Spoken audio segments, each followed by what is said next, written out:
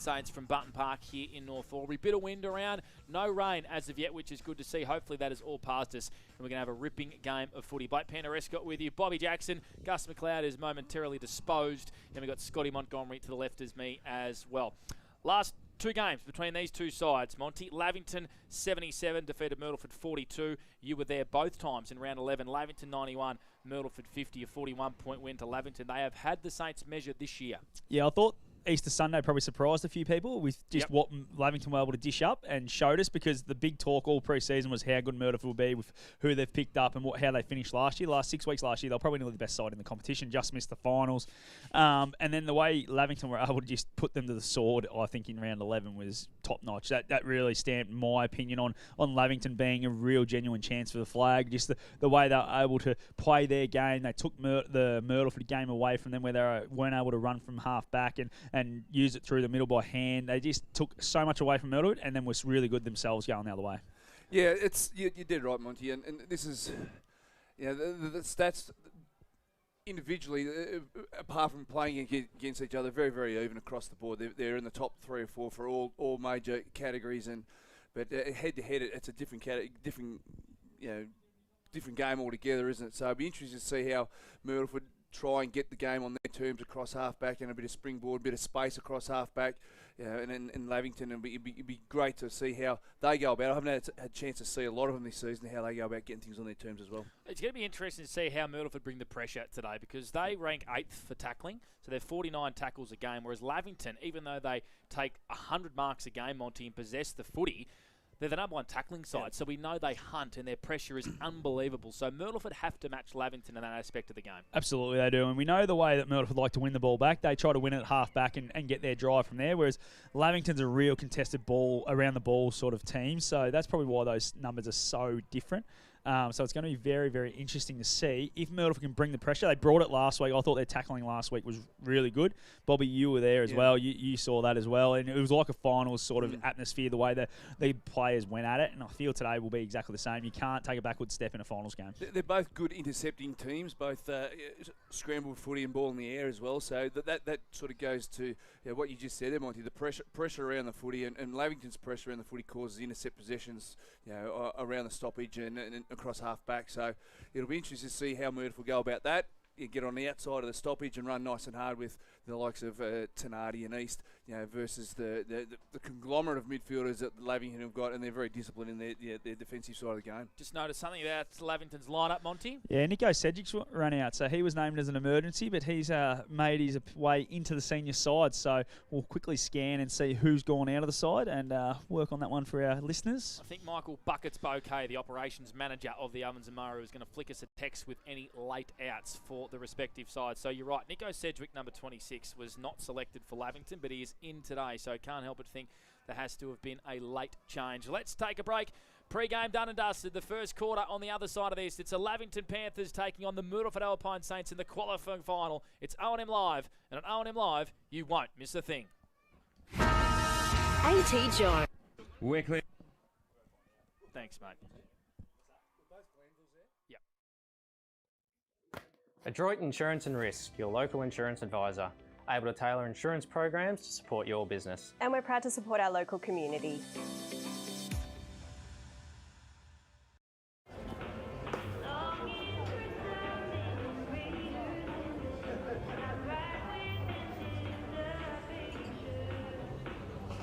I reckon I'll go mid.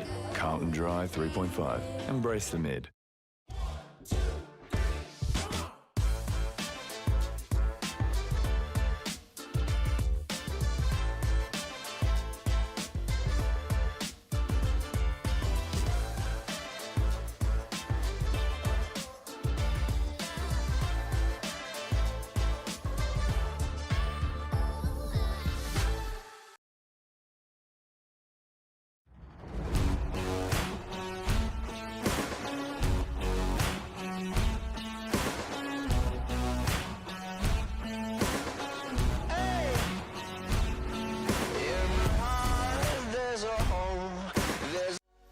What's your future look like? Where do you want to be? Whatever it looks like, with GoTAFE, you've got this. Get real skills for real jobs and careers right now. Search GoTAFE today.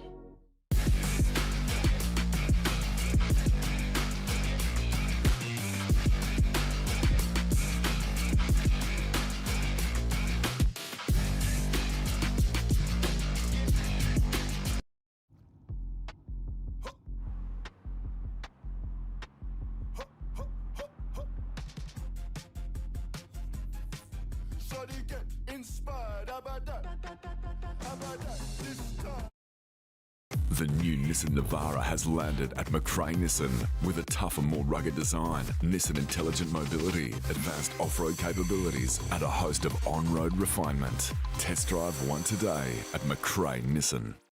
The Ovens and Murray Football League is proudly sponsored by Opal. Thinking packaging? Discover Opal. With Optus Home Internet, you get more yes. Whoa. Which means less family screen time and more harmony with powerful Wi-Fi. Woo. Get the Ultra Wi-Fi modem at no extra cost.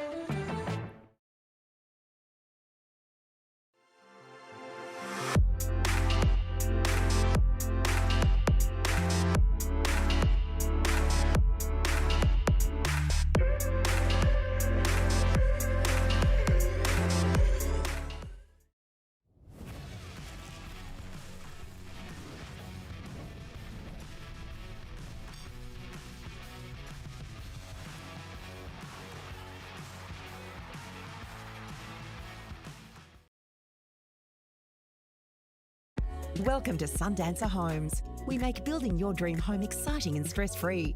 Backed by over 30 years of experience, one of many reasons why we provide a lifetime structural guarantee. Visit our information centre at Dean Street, Albury.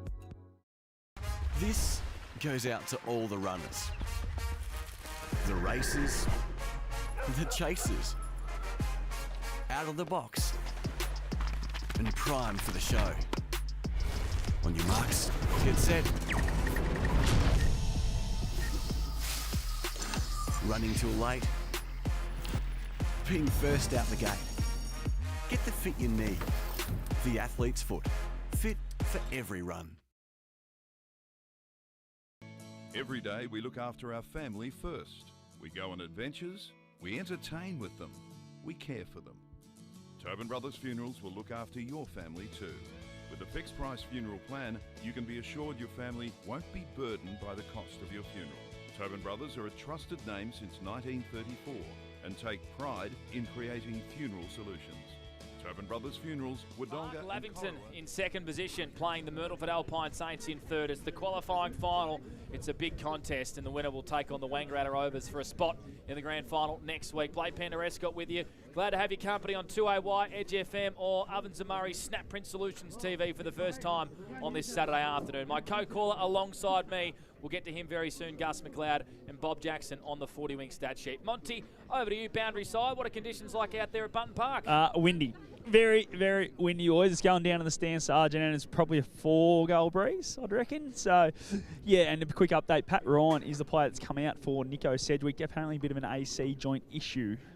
That's a good player to bring in, Nick Sedgwick for Pat Ryan. We'll stay with you, Monty, because the two captains, Tommy Hargrave and Mitch Del Bosco, are about to meet in the middle of Button Park for the coin toss. Yes, they are. They're shaking hands now, so the umpires are just about to get into it. But, yeah, just at ground level, boys, the deck's in great nick. I thought it'd be a bit more slippery. Well, we've just lost you, Monty. A few more muddy spots, but there isn't. It's in great nick. So, and Tommy Hargrave has won the toss and will kick to the stand, Sergeant and boys. So with the breeze to start the game. Which is the renamed end for the old sports club end here at Button Park. Bobby Jackson, who will be taking a deep dive look at today on the 40-wing stat sheet. For the Lavington Panthers Footy Club today, we're looking at Nick Newton, Ed Perryman, Will Glanville, Jack Costello and Shawnee Sean Driscoll. And for the Myrtleford Saints, we've got Jackson East, Simon Curtis, Mitch Tenardi, Tom Capillari and Lockie Murphy Dale for 40 winks. Monty, who wins for you and why? I'm going to go with the Panthers. Love their system, and I reckon they're so consistent throughout games that, yeah, they just won't get Myrtleford in the game at all. What about you, Bobby J? Yeah, I tend to agree with Monty. I think that the Panthers will learn a lot from the way the Wangaratta Rovers played against Myrtleford a couple of weeks ago, and they'll go to school on that, and their defensive mechanisms will stop the free-flowing Saints today. Gus McLeod back with us after sorting a couple of technical difficulties out for our friends out at the Tallangatta and District Football Netball League finals. Gussie, have you taken a breath? I'm good, ready to rock and roll. I think Myrtleford, I've been big on them all year. I really like what they're doing, and I think their forwards are going to come to play today. Expecting a ball terror, I'm expecting a high-scoring game, and I'm expecting a really entertaining game of footy. Monty, you are our resident guru crowd guesstimator. There's a big bumper crowd at the back of the netball court where the scores are locked at three-quarter time. They'll make their way over to the football side of things in about 20 minutes' time. But how many in the house here at Bunton? Yeah, taking into account the netball, I reckon there's close to 1,000 boys. So I reckon we'll be pushing that very, very comfortably at the moment. Obviously, most of them are probably over there at the netball, being the A grade is in the thick of the action, but I'm sure they'll head over here and watch a great game of footy very soon. And a very big contingent of fans to the left of our commentary box as well, Monty, on the not the classic hill here at Button Park, but a fair few Myrtleford people in the house to the left of us. Yeah, there is a few, especially between the stand and where you guys are positioned. So they'll make a lot of noise if there's any goals scored early from the Saints. They certainly will. Not too far away from getting underway here in this one. Lavington taking on the Myrtleford Alpine Saints. Such a good season, the Lavington Panthers. 14-4, Myrtleford 12-6. Gussie, it's going to be a fantastic game. Yeah, stage is certainly set. Both of these sides would be eager to start well. Jared Twitt on the all-rounders this morning said whoever settles first will win this game of footy. They'll out-wrestle each other. Quick little matchup update, Monty. Looks like Darcy Smith's going straight to the square for Lavington. Yeah, I don't mind that. Just change it up, get your big fella out a little bit further. And it looks like Drew Bevan has started off half back. Just having a look, he's actually a 7th defender to start the game, so I reckon he'll roll in and do a tagging job after the centre bounce, boys. So we're not too far away from getting underway. The umpires hold the footy aloft. The qualifying finals underway with Gus McLeod here on Edge FM 2AY and O&M Live. The winner, a date with the Rovers next week, and Myrtleford are going to win the first clearance here in the qualifying final. They get it up to half forward. Bennett on top of the football first for the Panthers. Umpire blows his whistle and will ball the footy up. Jason Rain, Brenton Poole and Dylan Sidebottom, the field umpires this afternoon. As Costa wins the tap inside 50 via Capillari. Myrtleford get a shallow one. Costello's there first, pushes he went to kick. Now Munro for the Saints, a high up and under a weighted ball to Lockie Murphy-Dale, and I reckon he's in range here. 40 metres out, tied up on the pocket. Kicking straight into that win, boys. It's going to take every bit of distance he's got in him, I feel, from here. He's going to have to pump it through because there is a lot of numbers, and there are still blokes leading, so they know how big a win this is. He'll strike the ball from 45 metres out, and he's only 10 metres in from the boundary. In front of the scoreboard here at Bunton Park, Murphy-Dale arcs around, sets sails for home. Driscoll, Big Jack, as he regularly does, on the goal line and sees it through for a minor score. So the Myrtleford Alpine Saints are on the steel line scoreboard first. They lead one behind to Lavington yet to score. We've played a minute for NZ. Nick Patton with the kick-in duties. In fact, it's Jesse Hart for the Lavington Panthers. He's got an option presenting. It's Nick Newton who's got the buzz cut haircut, Monty. Yeah, I don't know about that. I actually saw him running around it there. Like, who is that? But yeah, very different look for Nico. He's got a pretty good head of hair, or maybe he doesn't, and I'm giving him some process here as the Panthers go down the line. Shawnee Driscoll. Oh, almost thought he hung on to that one. Umpire said play on, and the Saints rush it over the boundary line in front of Scott Montgomery, boundary side for the Newmarket. Yeah, Big Rooster just looked at the umpire there, thought he might have got a free kick, but it was probably all fair. And yeah, both teams started very well here in defence. See, Mitch Del Bosco's gone straight to Billy Glanville too, Monty. I like it. Of course, he did a pretty good job on Tim Broomhead last week. Costa got the tap. Glanville, that man we speak of, dives on the footy. Capillari kicks it in the middle of Button Park, and that man Costello intercepts for the Panthers. He shoots it out wide. Darcy Smith's in a paddock. And Darcy Smith has it on the Alamein Avenue side as the Sharon sits for him now. Chiseling ball. Sean Driscoll marks out in front and arcs around quickly. Gets to 50. Centres the ball for Lavington. Beatty come off his line. Impact the contest for Myrtleford. Now it's in dispute. Mopping up nicely was Calveen. Throws it on the right, but it sits up in the breeze as Bevan tracks it for the Panthers. Myrtleford want the boundary line, but Lavington want to keep it alive. Clever from Annette, over the top to Costello. Little 1-2 was a fumble. Now the ball's in dispute. Myrtleford arrive in numbers. Umpire Jason Rain blows his whistle and will ball the footy up at true centre wing. Bob Jackson on the 40 wing stats. Early start for Tom Capillari, three touches for 40 wings. We've played 2.5 minutes on the NZ Albury time clock. First term for A-grade, Alls and Batteries. Ball camped out on the far side of Button Park. Caligero's left foot tumbling kick down the line's been marked by big Riley Smith, who can kick a goal from 50. We saw that last week. He's too far out to score here. Presenting is Lockie Murphy-Dale, who's going to arc around quickly in those bright orange boots. Sends it inside forward 50 into the pocket once again. Riley Sharp on hands and knees. Read that beautifully, and he will line up at a tight angle in front of the scoreboard. He did so well, just engaged Jono's spinner there, and he couldn't get around the big body there, and Sharp just read the fall of the ball so much quicker than everyone else, and a really strong grab, and they just want to get it into him one-on-one as much as they can because he's been in red hot form over the last 6 weeks. Is the breeze also going across the ground as well as to the sports club end as well, Monty? Very, very slight, probably towards the windows of the club, the sports club.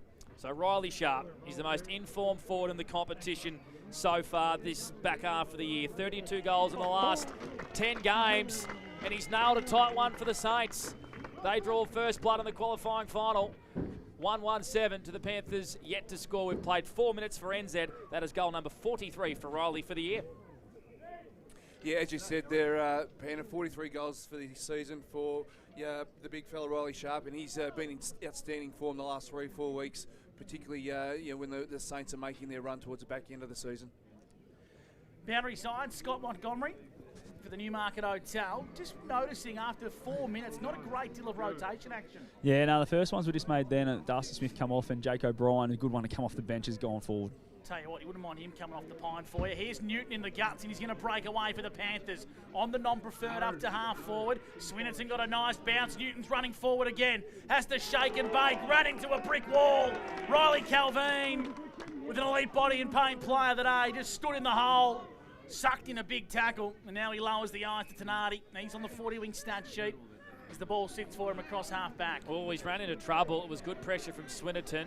The kick didn't travel 15, and Miotto does well to get around Jack Glanville at halfback. Inboard hand pass to Beatty, edge of the square. Takes a running bounce, gets past Glanville. Good pressure here from the Panthers. Beatty gets it back, turnover. Panthers arrive in numbers through Glanville. Kicks to half forward, the Rooster. Just overran the football. Sedgwick swoops on this pill inside forward 50, but the Saints are there in numbers. Calvin goes back to Maraca, and they're out of trouble on the Alamein Avenue side, D50. They certainly are, and they're going to run and gun here with Del Bosco. Del Bosco on the right, sends it out wide, trying to find Jackson East. It just skids across the slimy Bunton Park turf as we go boundary side to Scott Montgomery for a throw-in. Yeah, a few skill errors already, isn't there? And that wind is playing havoc with the big Rooster there. Run over under a couple already. Just needs to make sure he's checking his lead a little bit because that is just going to keep sailing over his head. Boundary throw-in, true centre wing, Alamein Avenue side. Both ruckmen miss it. Newton throws on the boot, smothered off the boot by Maraca. Head over the football was east for the Myrtleford Alpine Saints. Back towards Del Bosco. Ball's in dispute. Clever handball there from Annette. Just trying to gain some grass. Goes out of bounds once again for a boundary throw. We go to Bob Jackson on the 40-wing stat sheet. Lavington have done a little bit of attacking work here, but not making any ascendancy on the inside 50s. No, they certainly are. Nick Newton's been busy. He's had 4 touches for 40 winks, and he's been really influential around those stoppages, trying to make an impact. 6 minutes played for NZ. Myrtleford with the first goal here in the qualifying final. They lead 7-0 over the Panthers. Calagero tries to handball to space. Hargrave went without the pill. Miotto's in there. Del Bosco got a left foot kick out that I think sails over the boundary line. And we'll have a throwback in right in front of the home change rooms here at Bunton Park. A big crowd behind us cheering in the netball, so we'll get an A-grade rural Ray Whitewoodonga netball update for you if we can. Let's just go with Ray Whitewoodonga. Monty, what do you reckon? Oh, it's going to be a lot easier for you, Panda, just going forward. 37 apiece in the A-grade netball between the Raiders and Corowa as the Saints left foot chiseling kick finds Lockie Murphy-Dale, who's getting up the wings, Gussie, for McRae Motors. Certainly is. Been busy. How many 40 winks? 3 for 40 winks there, Gus.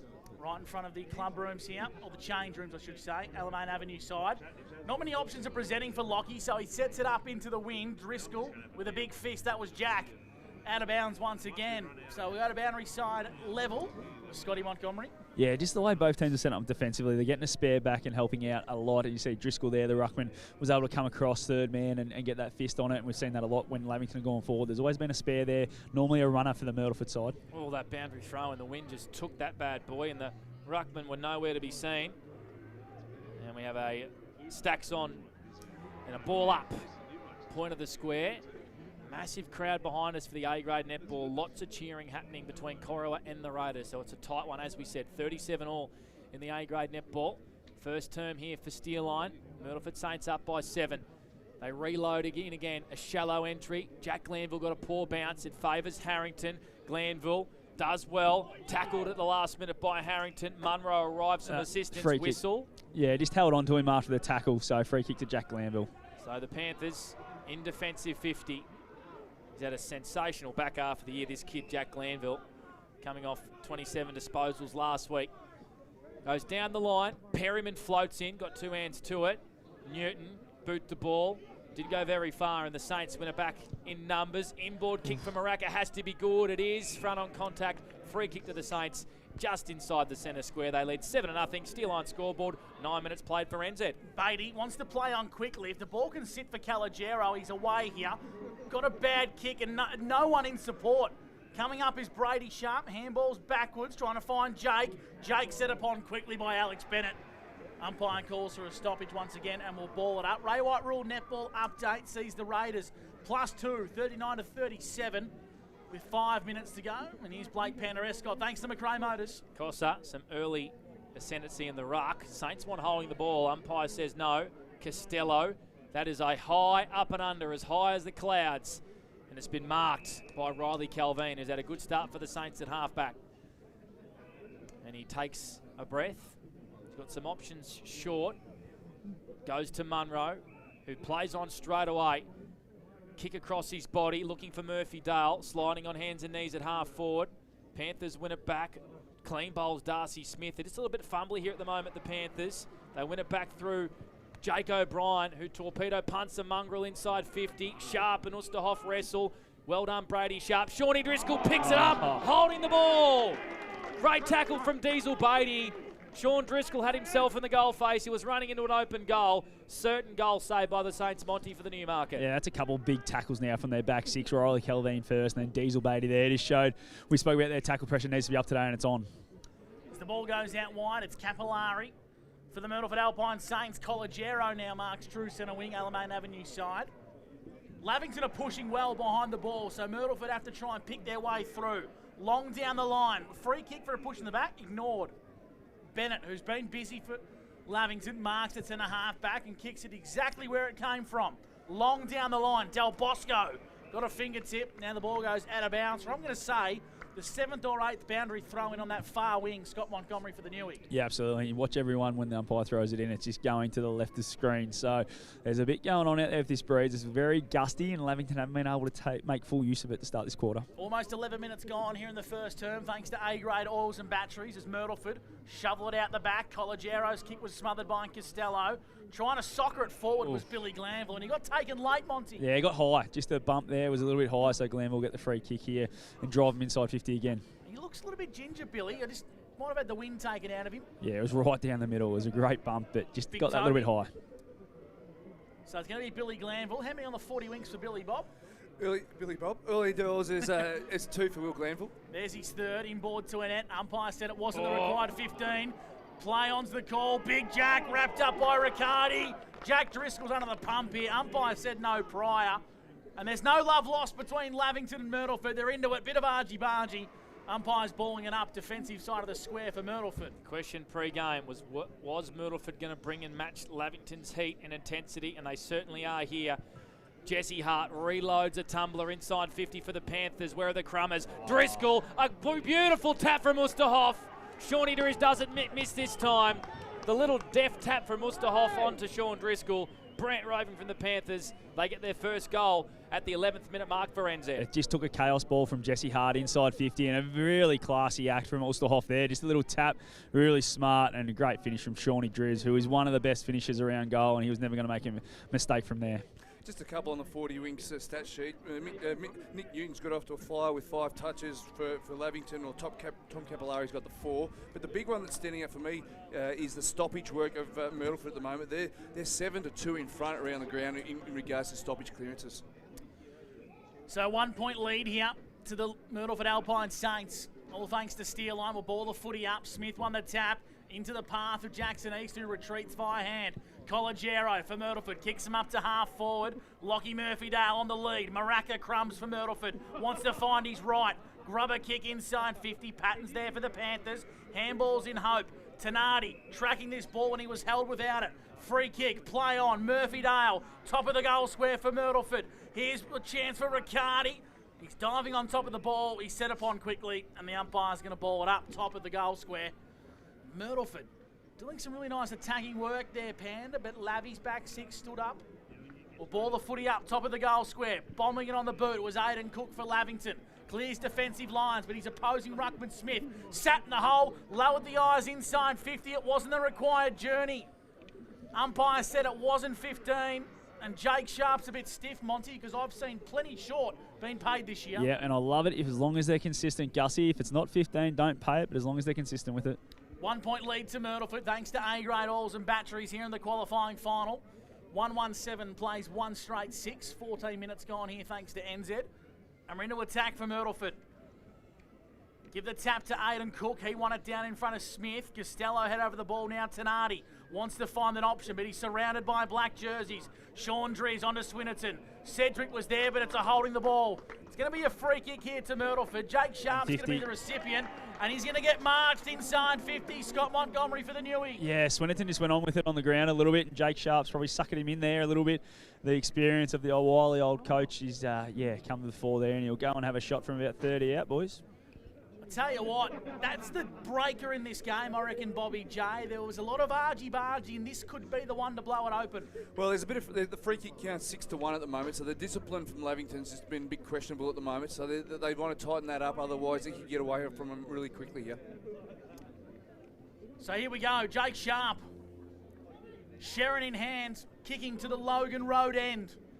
This to extend the margin to 2 goals, or 1 goal I should say. Myrtleford have their second. 2-1-13, plays one straight 6. The Tricolours lead the qualifying final thanks to A-grade oils and batteries. Just silly there from young Swinnerton. Just a day like today, they're just going to ping you early because they want to set a tone, the umpires. So don't carry on with it. Just let the umpires whistle be what it is and cop it on the chin. But yeah, obviously wasn't happy with something that was going on.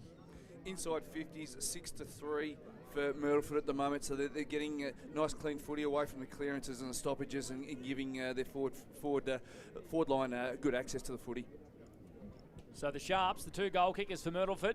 Riley the first, Jake with the second. Of course, a synonymous name throughout Myrtleford. Del Bosco in the middle. Kick was partly smothered, and Aidan Cook has stuffed this. I'm going to punch it inside forward 50, as good as a kick. Does that count as an inside 50? I'm not sure. Agosta, good kick out of half back to Capillari. Look at him bite off a real aggressive kick. It was cut off by Hart in the middle of the ground. Del Bosco sweeps up for Myrtleford, shoots it out wide to the wing. Tenardi marks. He can go to Miotto. He does. Chips it over the top. Panthers do well to hold him up on the mark. Inboard hand pass to Tenardi. Oh, missed Lockie Murphy-Dale, who was all on his lonesome inside forward 50. Perryman goes out really wide. He spots Aidan Cook, who gets an awful bounce. Miotto swoops. The fast feed on to Jackson East. Just inside forward 50. Kicks to a vacant goal square. It slides out the back to Jack Glanville, who takes the bounce for Lavington. They trail 6-13. First term for A-grade oils and batteries. Long roost down the line, trying to find Darcy Smith. Now the ball's just going to try and get towards the boundary here.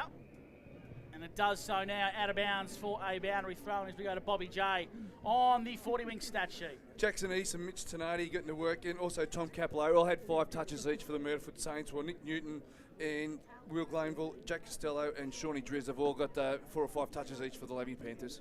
Bringing it back into play. Slightly into attack here for the Panthers. The late inclusion, Nico Cedric dropped the ball, then hacked on the boot forward by Myrtleford. O'Brien set upon quickly. Declan Brennan, nice strong tackle, and will ball the footy up. Back into the side today, Declan Brennan. He's got a point to prove to try and keep his spot.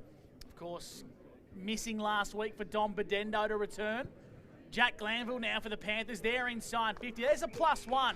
Simon Curtis all alone in D50. That'll really annoy Adam Schneider, Monty. Yeah, what's happening? The Lavington half forwards is rolling straight up around the footy, and they're just sinking one back and giving that +1 in defence. Here's Brady Sharp on the right, down the line, turned over. Nice mark from Patton, who just broke his line to come off his man. Patton, he's got a +1 out the back if he can use it here. Nick Patton kicks inside 50. Sedgwick from behind.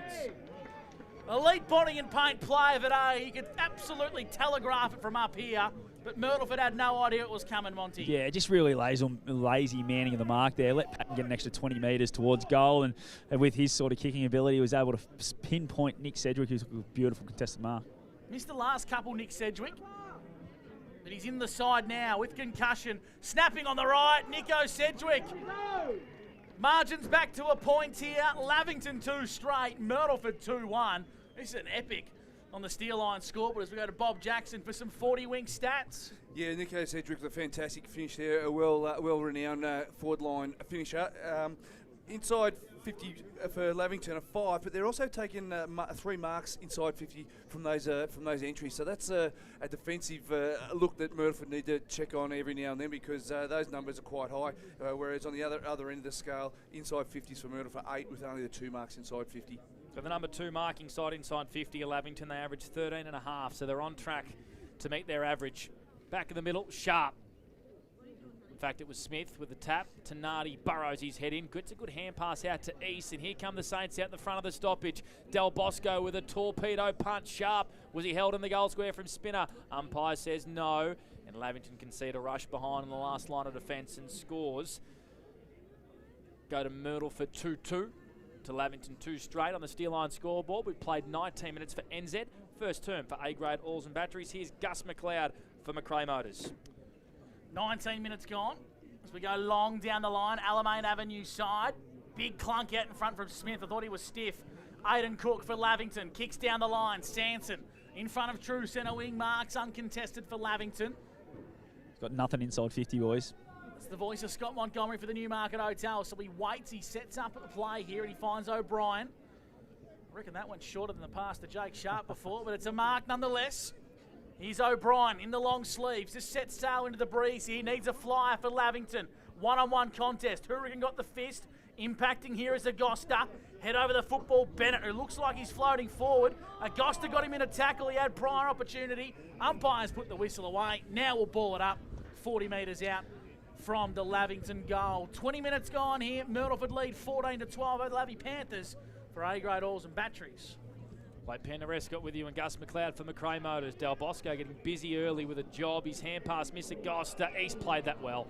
Just ducked his head a little bit, Monty. Made sure the umpire saw it. Got a high free kick. He's very good at that with the low centre of gravity that he contains. Munro with a no-look hand pass under the running man, Curtis, who kicks to half forward looking for Sharp. And Jono Spina and him both hit the ground, and Spina takes a safe mark in defence. He goes short to Tommy Hargrave, the skipper, who kicks a high up and under out really wide. Here's O'Brien on the wing. High up and under, 40 from goal. Oosterhoff gets 2 hands to it. Perryman evades, snaps, and misses from 40. He's such a good mover as Ed Perryman. Lavington with a behind. 2-1-13 to Myrtleford 2-2-14 on the Steel Line scoreboard. First term, 20 minutes played. Bob Jackson for 40 wings. Yeah, all the usual suspects are getting busy. Mitch Tenardi with the 6, Capillari with 6, Simon Curtis is starting to get busy with 5 now for the Myrtleford Saints. So all the usual suspects for the Saints are up and running. Tenardi down the line, impacted by a net turnover. Lavington Sharon in hand. Over the top to Costello. Well-weighted ball to Aidan Cook. Aidan Cook from downtown! Goal of the day thanks to Sunjan and Aidan Cook.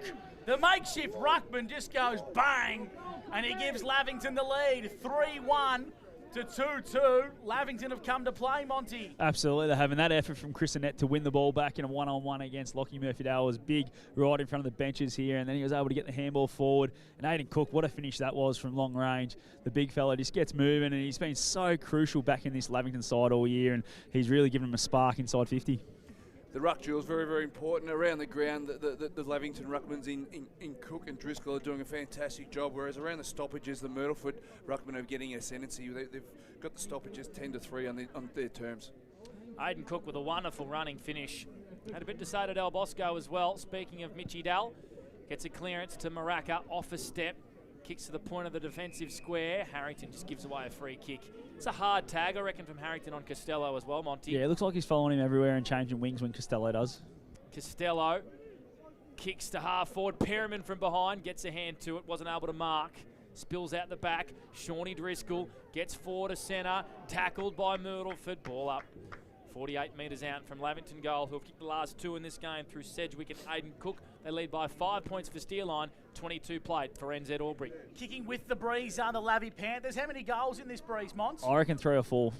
It's died off just a little bit, and as you asked that, Gussie. Yeah, commentator's curse. Maraka feeds it to Tenardi for the Myrtleford Alpine Saints. Not Mitch's best kick. Gains about 20 metres, but the ball's now in dispute. And Jesse Hart's going to win a free kick for holding the ball here. Against, it's going to be Jake Sharp, Scott Montgomery, Newmarket Hotel. Yeah, the umpire just signalled that he dragged it back in, so it must have been on the way out, and he pulled it back in. So that was the decision from the umpire out there. Not a bad decision as long as we see it consistently paid. Exactly. Jesse Hart, once again, into the wind. Just kicks it long and down the line. Good fist coming from Simon Curtis, and he just pumped the ball onto Alamein Avenue. That looks like Bobby J. Batten, pumping it over the stands. That one wouldn't he told us that a while ago. Wouldn't have touched the roof.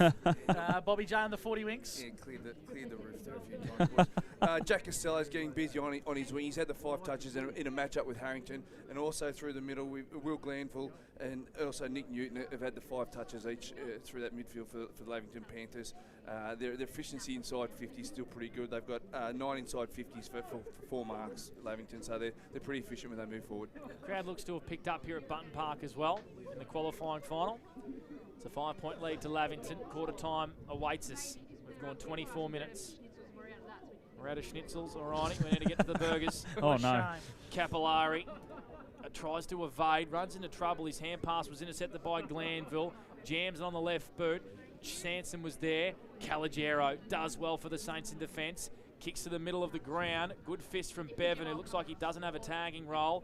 Patton on hands and knees. Annette picks it up, slams it on the boot. It's a high up and under to half forward. Oh, Driscoll got a really poor bounce to Big Jack. Perryman spins out of trouble, kicks towards Sean Driscoll inside 50, went to ground. Augusta has 2 to beat. Sanson hand pass towards Cook was no good. And the boundary line wins out deep in Lavington attack. Inside 50 number, please, Bobby Jackson. 10 to Lavington, 9 to Myrtleford. So Lavington have moved in front in that key area. We're working with this wind. Only had the 5 goals here as we played 25 minutes.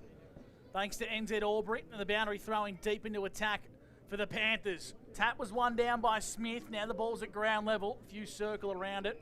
Have another repeat stoppage. Who's the leading stat winner on the 40-wing stat sheet so far, Bobby J? Mitch Tenardi and Jackson East with 7 apiece. All thanks to 40 winks. Big shout out to Tommy McGrath and the team. Here's an opportunity for Costello. Throws on the boot. Top of the goal square. Ulsterhoff's there. Tenardi paddles it. Whistle. Hold. It's going to go the way of Sharp. Myrtleford. And I'm only going to assume it was for a hold, Monty. Yeah, it was. Yeah, just as they went past the footy, Rooster just grabbed his arm and pulled him with him, so it was probably there. Ray White-Wodonga netball update, and Raiders have beaten Corowa 44-42 in a 2-goal thriller. As Lavington exit defence, the Myrtleford do. Hargrave burrows his head in, tackled by 2 Saints, and we'll have a ball up right in front of our commentary position. The first time we've had a look at it in front of us today here. Oh. As Riley Smith engages with Cook early, gives away a free kick, and Cook off a step, wastes no time inside 50. Curtis floaters across. Shawnee Driz front and centre again. Sunjan goal of the day from Shawnee Driscoll. That's his second in the first quarter. Lavington have kicked the last 2. They lead by 11 points. See, Simon Curtis just wasn't able to influence the contest, went over his head a little bit. The spare is not doing their job at the moment for Myrtleford. They're able to get at ground level of the Panthers and hit the scoreboard. So Shawnee Driz doing a job as small forward should.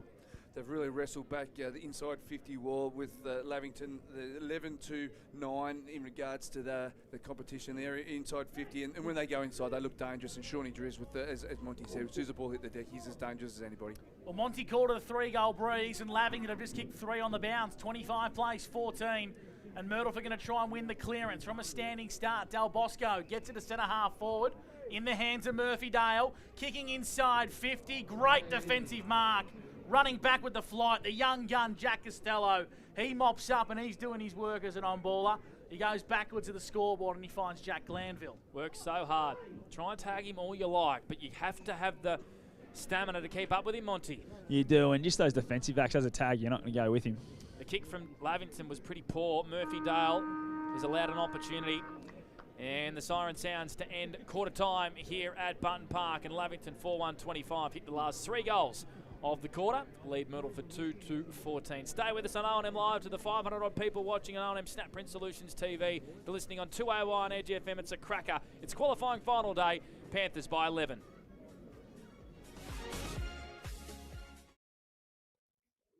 Adroit Insurance and Risk, your local insurance advisor, able to tailor insurance programs to support your business. And we're proud to support our local community.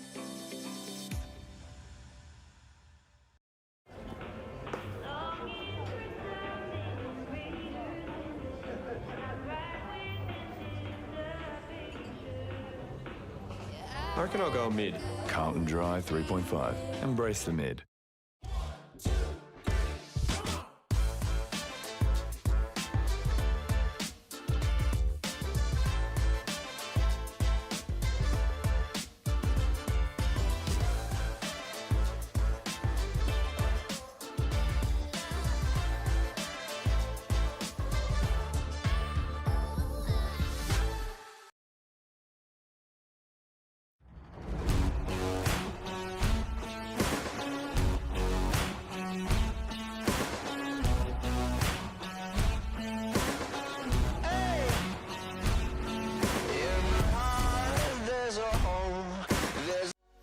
What's your future look like? Where do you want to be? Whatever it looks like, with GoTAFE, you've got this. Get real skills for real jobs and careers right now. Search GoTAFE today.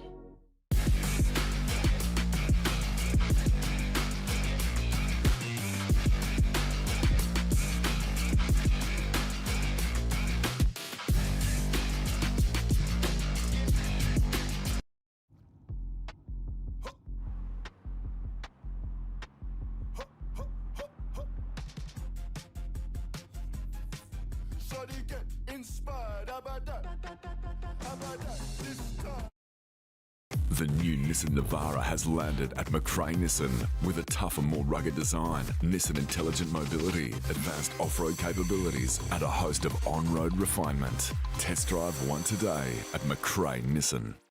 The Ovens and Murray Football League is proudly sponsored by Opal. Thinking packaging? Discover Opal. With Optus Home Internet, you get more yes. Which means less family screen time and more harmony with powerful Wi-Fi. Get the Ultra Wi-Fi modem at no extra cost.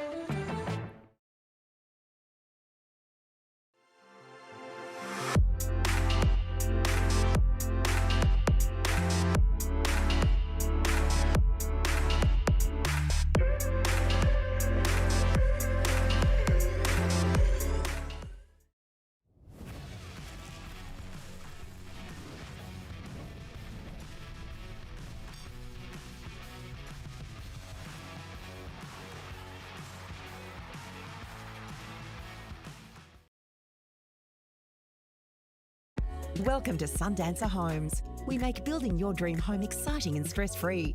Backed by over 30 years of experience, one of many reasons why we provide a lifetime structural guarantee.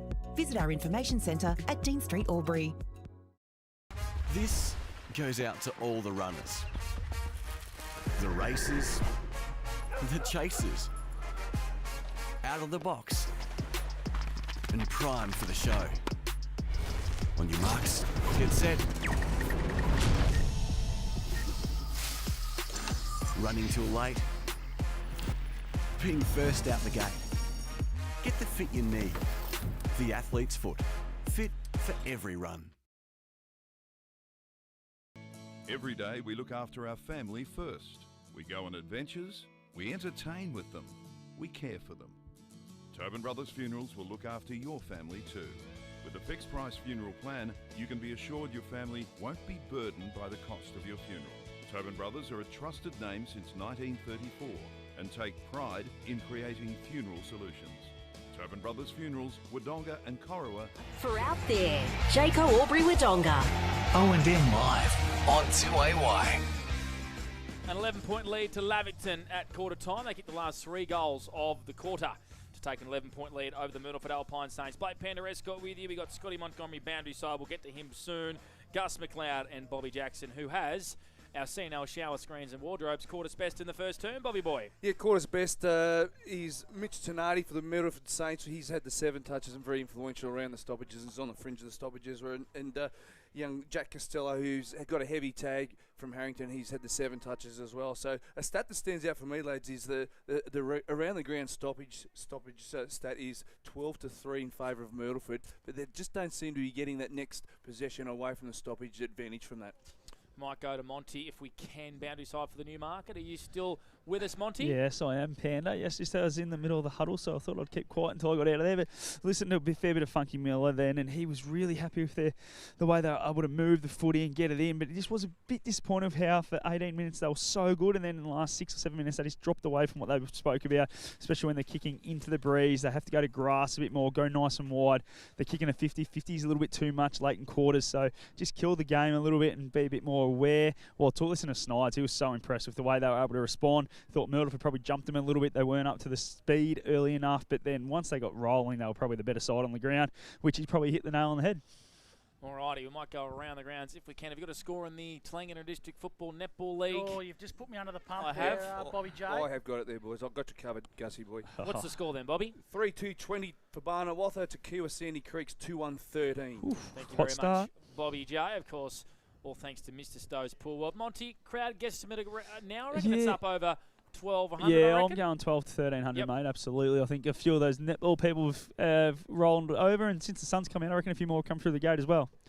Which is what we like to see, and no schnitzels left, as we heard before in our effects, Mike. Oh, they were beautiful before the game they were too. Very good. Of course, they did give 3 to us up here in the box, and Bobby Gussie, the good man, on the health kick said no schnitz for me. So a good crowd in here. Half of Myrtleford's here. Of course, only 3,000 people in that town. First time they have finished in the top 3 for 19 years. It was a great win last week against North Albury. As the spectators slowly get off the ground, repeating the A-grade netball scores between the Raiders and Corowa, all thanks to Ray White Rural and Ray White Wodonga. It was a win by 2 goals to the Wodonga Raiders over Corowa Rutherford, 44-42, and that now means that the Wodonga Raiders will take on Yarrawonga next week for a spot in the grand final, and in the elimination final tomorrow, it's North Albury up against the Lavington Panthers. Bobby J? You notice something, Bobby? Yeah, there's a little bit of a dipsy doodle at half-back there. I think they're trying to find their way around a tag there at half-back. Dipsy doodle, hey? Dipsy doodle, hey? Here you we go. Take it away, Gussie. Second term, all thanks to JK Albury Wodonga. Back at a deadlock in the middle. Bobby J, can you just keep tabs on the goal kickers for us at the MCG of the Bush? We're on Connor Newton watch. Can he bring up the ton today? As Del Bosco has his head over the football. And the mark. Well, it's a free kick to Curtis here. And that's going to be, no, it's going to be against Curtis, and it's going to go the way of Billy Glanville. Any ideas, Mont? Didn't see it, mate. Yeah, well done. Inside 50, Osterhoff. Now it's in the hands of Capillari for Myrtleford. Dangerous kick.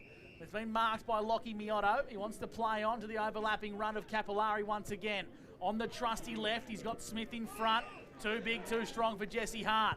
Now Smith for Myrtleford. Up to half forward. East. Nice fist came through at the back of the contest. Now it's Jack Glanville. Jack Glanville for Lavy goes down the line. Smith bends over. Handball's trying to find Capillari, and Tom Capillari is just not overly happy with the treatment he's receiving in front of you, Mons. Yeah, there wasn't much in it either. I don't know what Tommy was talking about. Yeah, it was a really good contest from Drew Bevan.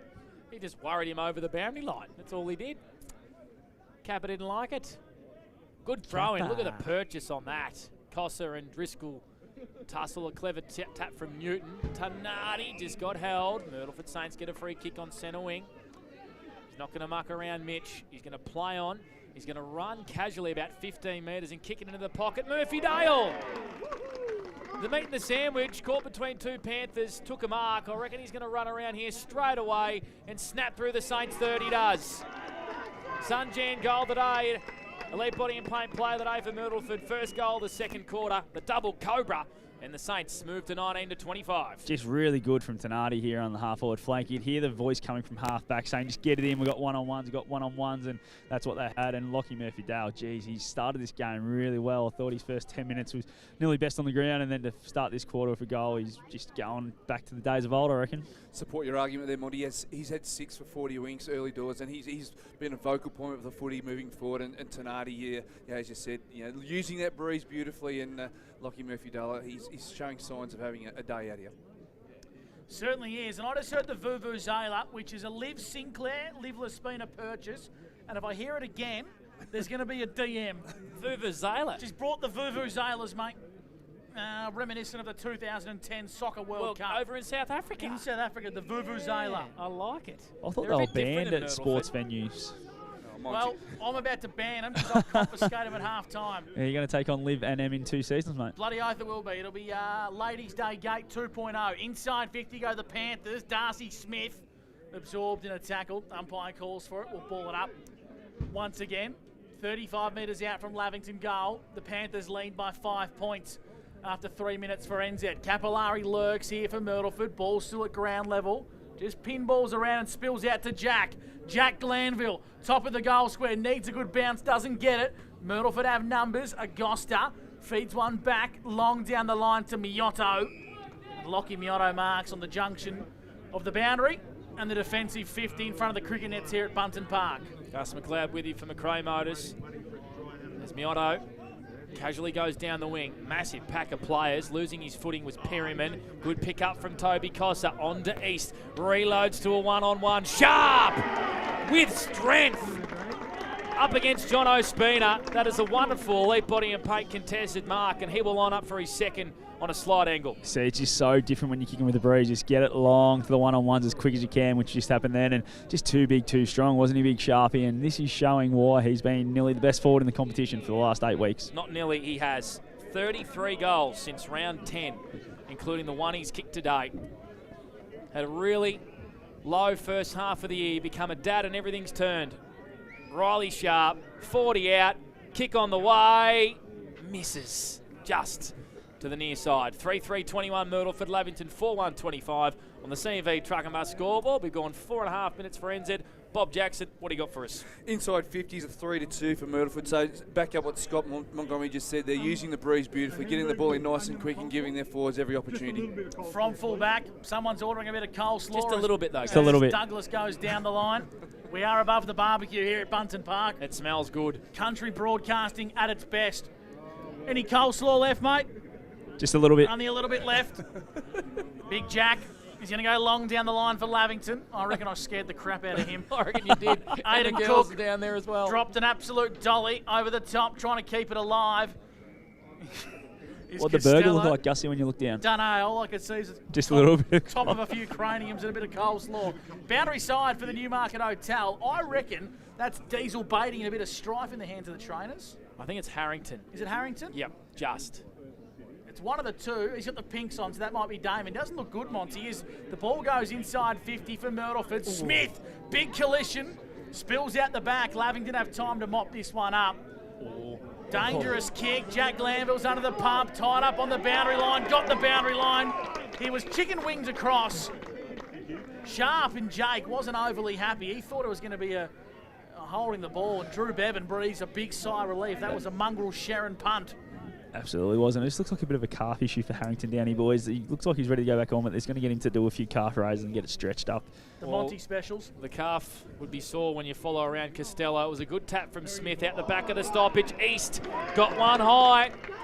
He lets the umpire know about it. Does Jackson East, and he will line up directly in front for a free kick for Myrtleford. This for 2 in a row. Yeah, just gets so low, doesn't he, Jackson East? Obviously, his height helps him with that, but just got so low and was first there and got the free kick and reward for it. Tell you what, he doesn't muck around with his set shot, comes in and nails it. Saints got the last 2, and they regained the lead. 27 plays, 25 for CMV Truck and Bus. Jackson East with his first. Jackson East has been busy this early in the second half with 4 touches for 40 winks. He's really gone to work around the stoppages and put himself in positions to get those free kicks. And he earns every one. And the reason why he's probably second on Gus's Morris Medal favourite table. And we know that is a true indicator of form when Gussie puts you on his A-grade list, or of course puts you up on the spectrum in the Morris Medal. Well, it's either a good thing or a bad thing, because he could moz him and he couldn't touch it, but he's proven it wrong. Ed Damon's still not happy about the fact he's not an A-grader, Gussie. Yeah, well, he only beats up on... no, not anymore. Nah, well, I'll take that back. Sorry, Ed. Claws in the middle. Tenardi, I tell you what, he's becoming an A-grader in this competition. How many on the 40 winks? Tenardi has had 9 touches. And he set up this play as the ball goes out wide. Kick down the line's okay. Here's the munch, Matty Munro. Been a little bit quiet by his high standards. Inside 50. The work rate of Lockie Murphy-Dale today has been off the charts. Up the ground, now working back. He's marked 35 metres out, tied up in the pocket. And his one player, Funky Miller, singled out at the quarter-time huddle. He said, mate, this is what we need from you. You've got to set the tone. And he hasn't mucked around ever, boys. He's going straight into it. And he's going to kick this one a drop punt. I don't mind this. Set sail, top of the goal square. Needs a flyer. College Arrow stayed at ground level. Bennett for Lavington clears defensive lines, sits nicely for Sedgwick. Handball was poor, direct turnover. Now it's in the hands of Capillari, and he pumps the ball onto the bowling green. Literally. Out of bounds on the full. Shocking display of kicking, but I reckon the wind did all the helping there, Monty. It did, and that's the way it's going now. It's sort of pushing more so to the left of goals than to the right like it was in the first quarter. So a free kick to the Panthers. Deep in defence, Jack Glanville. He's kicked his hold up in the breeze. The big Toby Cossa floats across, almost marks. Capillari was going to kick, went the handball. Smart kick from Maraca. On the right instep to the right boot, found Matty Munro, who's certainly within distance. We saw him kick a big goal last week from similar distance. He'll line up 45-degree angle, 52 metres out. And Myrtleford just need to make sure they convert while they've got the breeze. We know Lavington's first 10 minutes was pretty quiet on the scoreboard, so they need to make sure every opportunity they get, they're hitting it big time. And he'll just aim this one at the right-hand goalpost, I reckon, boys. Harrington back on the ground. So Matty Munro, such a dynamic player, hangs it out like Monty says, floats it back beautifully. A wonderful display of set shot goal kicking in the wind. Saints have got 3 on the bounce. They lead by 8 points, 33-25 for C&V Truck and Bus. Absolutely nailed that call, Pan. He just hung that out to the right-hand goalpost and drew it back perfectly, the Muncher. He's a class act and showed really good signs last week, and so did Lockie Murphy-Dale. He popped in and out of the game last week and really presented himself, and today he's making every post a winner, and he's a real vocal point down in that forward 50 for Myrtleford. Boundary side, Scott Montgomery for the Newmarket. Momentum swift. Yeah, absolutely. It's definitely Myrtleford's way at the moment, and just Lavington need to be able to halt him here and just break it a little bit, maybe just control the game when they get their hands in on it. 5-3-33 to 4-1-25, and now it's in the middle of the ground. Hargrave breaks away for Lavington, kicks him inside 50, into the uncontested hands of the big rooster, Timmy Ulsterhoff, and that just sat in the breeze nicely for Tim. It did. He just engaged Sharp really early there and was able to push him away with his big strength and get to the back to the ball first. And it was really good from Tommy Hargrave. Probably hasn't had much of it yet, but that kick there was exactly what they needed. Just win the clearance, get it forward as quick as you can to a one-on-one and get a shot on goal. So the Ulsterhoff rooster. Big Tim needs this one to bring it back to under a kick. Kicks it into the teeth of the breeze, and the breeze just assists it to the left-hand side for a minor score. Lavington moved to 4-2, Myrtleford 5-3. That is on the C&V Truck and Bus scoreboard. 10.5 gone for NZ. Last 3 goals of this game in the qualifying final to the way of the Saints. They lead by 7 points, 33-26. Repeating that the Raiders won the qualifying final in the A-grade netball. Curtis's kick was almost marked by Sharp. Myrtleford with all the numbers on the far wing. The kick, though, looking for Maraca, was intercepted by Lavington in defence. And it's Drew Bevan at half-back. Haven't kicked a goal since the 26-minute mark of the first quarter. We've played 10 minutes for NZ second term. All thanks to Jaco Aubrey-Wodonga. Oh, flying out the back. Shawnee Driz got high again. Wasn't able to mark. The ball goes over the line for a boundary throw-in. Scotty Montgomery, what have you got for us? Yeah, just at ground level, boys. It looks like it's settled down a little bit the last couple of minutes. Obviously, Myrtleford had such a hot start, but Lavington just starting to try and get a bit of that momentum back now and control the game a little bit more. Last 6 goals to the Stan Sargent end of Button Park. And that's, of course, where the wind is blowing, isn't it, Bobby J? Yeah, it certainly is. A little bit stiffer, and as Mont said, it's a 3 to 4 goal wind. Sedgwick, caught holding the ball. Tried to break through a couple of tackles. The Saints were there, and this kid Miotto is growing every week. He kicked a big goal last week against North Albury. In and out of the side over the last couple of years. Turns it over. You give a man a pump up and he does that to you. Your fault. Lockie, what are you doing? Straight in the arms of Chris Annette on centre wing. Kicks it out wide. Oh, in the sun. Jake O'Brien spilled his chockies, dropped an easy mark. Kick towards Smith from the Saints. Wasn't able to mark. Costello was clean. Glanville has been absolutely poleaxed off the footy. And he hasn't moved, boys. Hasn't moved. I'm not sure how that wasn't a sling tackle. He's back up now. Yeah, the Panthers are remonstrating. A bit happening, yeah. Yep.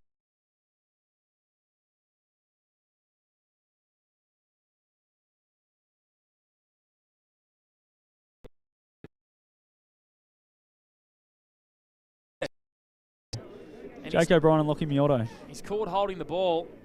As Monty watches the fight, I'll try and watch the footy. Oh. Glanville chips it. Swinnerton marks. He's probably just too far out to score in the breeze. He gets around the man on the mark, kicks into the pocket. It's poor. Riley Smith gets back in defence and helps out for the Saints. Switches to the broadcast side. It's on again off the ball, boys. Capillari has it deep in defence for the Saints, 26 to 33. Saints up, kick the last 3. All thanks to Jaco Aubrey-Wodonga. We've played 12 minutes second term. They fire it out to the Alamein Avenue side. In a bit of space is Harrington as those chips come up me throat. He kicks to half forward. Curtis dropped an easy mark at half forward. He'll do something good with this, Simon Curtis. He'll kick to the goal square or he'll kick a goal, and he just misses. The Saints crowd below us liked it. It's through for a minor score. 34 to 26. They transferred that footy beautifully. Bob Jackson for 40 winks. Yeah, that hard running from Simon Curtis from deep inside his own 50 presented the odd number, the overlap down forward for the Myrtleford Saints. Nick Patton with the kick-in duties. Reloads out to the Alamein Avenue side wing. Capillari first there for the Saints. Is happy to see it over the boundary line. Swinnerton corners him, tackles him. Capillari gets a kick away at the last minute. It's cut off at half forward, though, by Billy Glanville. How many for Billy, Bobby J? Billy Glanville, that is number 8 for 40 winks. A little bit quiet for a man that averages 30 disposals a year for 40 winks. Kicks down the wing. It's been marked by Jake O'Brien, who looks to have regained his composure, Monty, after fighting. Yeah, there's a bit going on. He went and joined in the next one that kicked off too, but that's Jakey for you. Aiden Cook marks on the wing. He's going to kick a long entry inside 50. The Rooster got rid of his man. Wasn't able to mark. Driscoll is clever. He fades, palms off, kicks to the top of the goal square. Hargrave 2 hands to it. Costello, Rooster, goal! Costello's kick was touched. It fell on the lap of the Rooster in the goal square. And the Panthers get back to within 2 points, 32 to 34. That is the Roosters' first goal, Monty. Absolutely it was, and they needed that one, didn't they? It was really good work from Costello and Driscoll inside 50. Kick touched off the boot and just too big, too strong in the goal square. Wasn't in the big Rooster, and was really quick thinking, man, able to get on the boot so quickly and finish it off. For the 40 winks, that was Jack Costello's first touch for the quarter, and a very vital one as well that brought the goal in for the Rooster. Tom Capillari's been busy this quarter with 6 touches for the Myrtleford Saints, along with Jackson East, who's had the 4. I think it might be time to put maybe a cooler through the middle if Capillari is starting to get off the chain like he is. He certainly is. So back in the middle, after the Saints kick the first 3 of this second quarter for Jaco, Lavington finally get one back, 32 to 34. Picked up by East. Kicks to about 40 out from goal. Whistle, and it's a free kick to the way of Myrtleford for a hold, and it looks like it's Lockie Murphy-Dale. Yeah, just grabbed hold of him again when they were going back into that contest there, and he's just causing all sorts of dramas at the moment. I don't know who they're going to put to him, maybe Charlie Douglas, because I think he's got Chris Annette's. So maybe they have made the move. So Murphy-Dale, steady approach, kicks off a step. Beautiful display of goal kicking from LMD. He's got 2 of the quarter. And the Saints are back out to an 8-point lead, 6-4-40 to 5-2-32 for CMV Truck and Bus. We played 16 minutes for NZ. Yeah, Lockie Murphy-Dale, that's his 8th touch for 40 winks today, along with his 2 goals. He's been first goal, instrumental with the ball going inside 50, and he's the most dangerous forward whenever that ball goes inside 50 for Myrtleford. Lockie Murphy-Dale, he's on today, Monty. Yeah, he's flying, isn't he? And I'd be trying to isolate him as much as I can if I'm Myrtleford. Good call. 40 plays 32, and Myrtleford are on the attack once again. Ball sits out wide, Alamein Avenue side. Nice kick from Harrington, long down the line. Alex Bennett gets a big fist, and he's been strong today. It looks like he's made the move over to LMD too, boys, so I don't mind that one. He's quick and he's strong too in the air. So boundary throw in front of the can bar here at Bunton Park comes back into play. Lavington really need to hold up here. We got a whistle. No, it might have been the netball courts. Netball. Out the back, Hourigan dribbling one down the line. East sees it out of bounds for a boundary throw in. Just a couple for 40 winks. The prime movers for Lavington a little bit quiet this quarter. And Nick Newton, Ed Perryman, and Jack Costello, they've all only had the one touch between the three of them, so they need to get to work for Lavington here. Ball's in dispute. Out on the half-back flank here, O'Brien trying to keep it alive. Now he goes underground, trying to get it to his own advantage. Miotto was there, and another stoppage once again. Boundary side, Scotty Montgomery. What are the messages that are coming from the respective camps? Yeah, I think from Lavington's point of view, they'll just want to control the footy now. They've tried to take it on a little bit too quickly, and they're turning the ball over in poor spots and giving Myrtleford all the looks. Well, Funky be happy. Just keep going, boys. Get it into our bigs as quick as you can. Boundary throw-in, heads towards the boundary line once again. We might get some 40-wing stats from Bob Jackson. Yeah, for Lavington, Billy Glanville's up to the 10 touches. Tommy Capillari, he's currently on 12 possessions, and also Jackson East is on the 11 for Myrtleford as well. Getting around the grounds for Jaco Albury-Wodonga as well. I know Connor Newnham's kicked 99 out of the MCG of the bush as Myrtleford bring it up towards half forward. Patton's there. Hell on his heels is Munro. Munro's appealing for it on the full.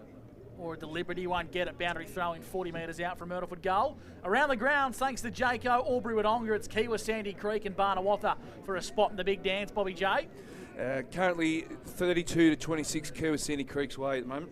Just about to kickstart the second term out there at Sandy Creek. O'Brien, he clears defensive lines with a long ball down the line, trying to find a target. Sits in towards a bit of space. Head over the football with Swinnerton, dispossessed and holding the ball. So it's a free kick here. Going to go the way of Myrtleford, but it's going to give Lavy enough time to set up behind the ball, Monty. Yeah, it is. Just really well done by Swinnerton to slow the ball up. We'll get to Bobby J shortly. Looks like he's got a big update. Inside 50. Clever fist out the back.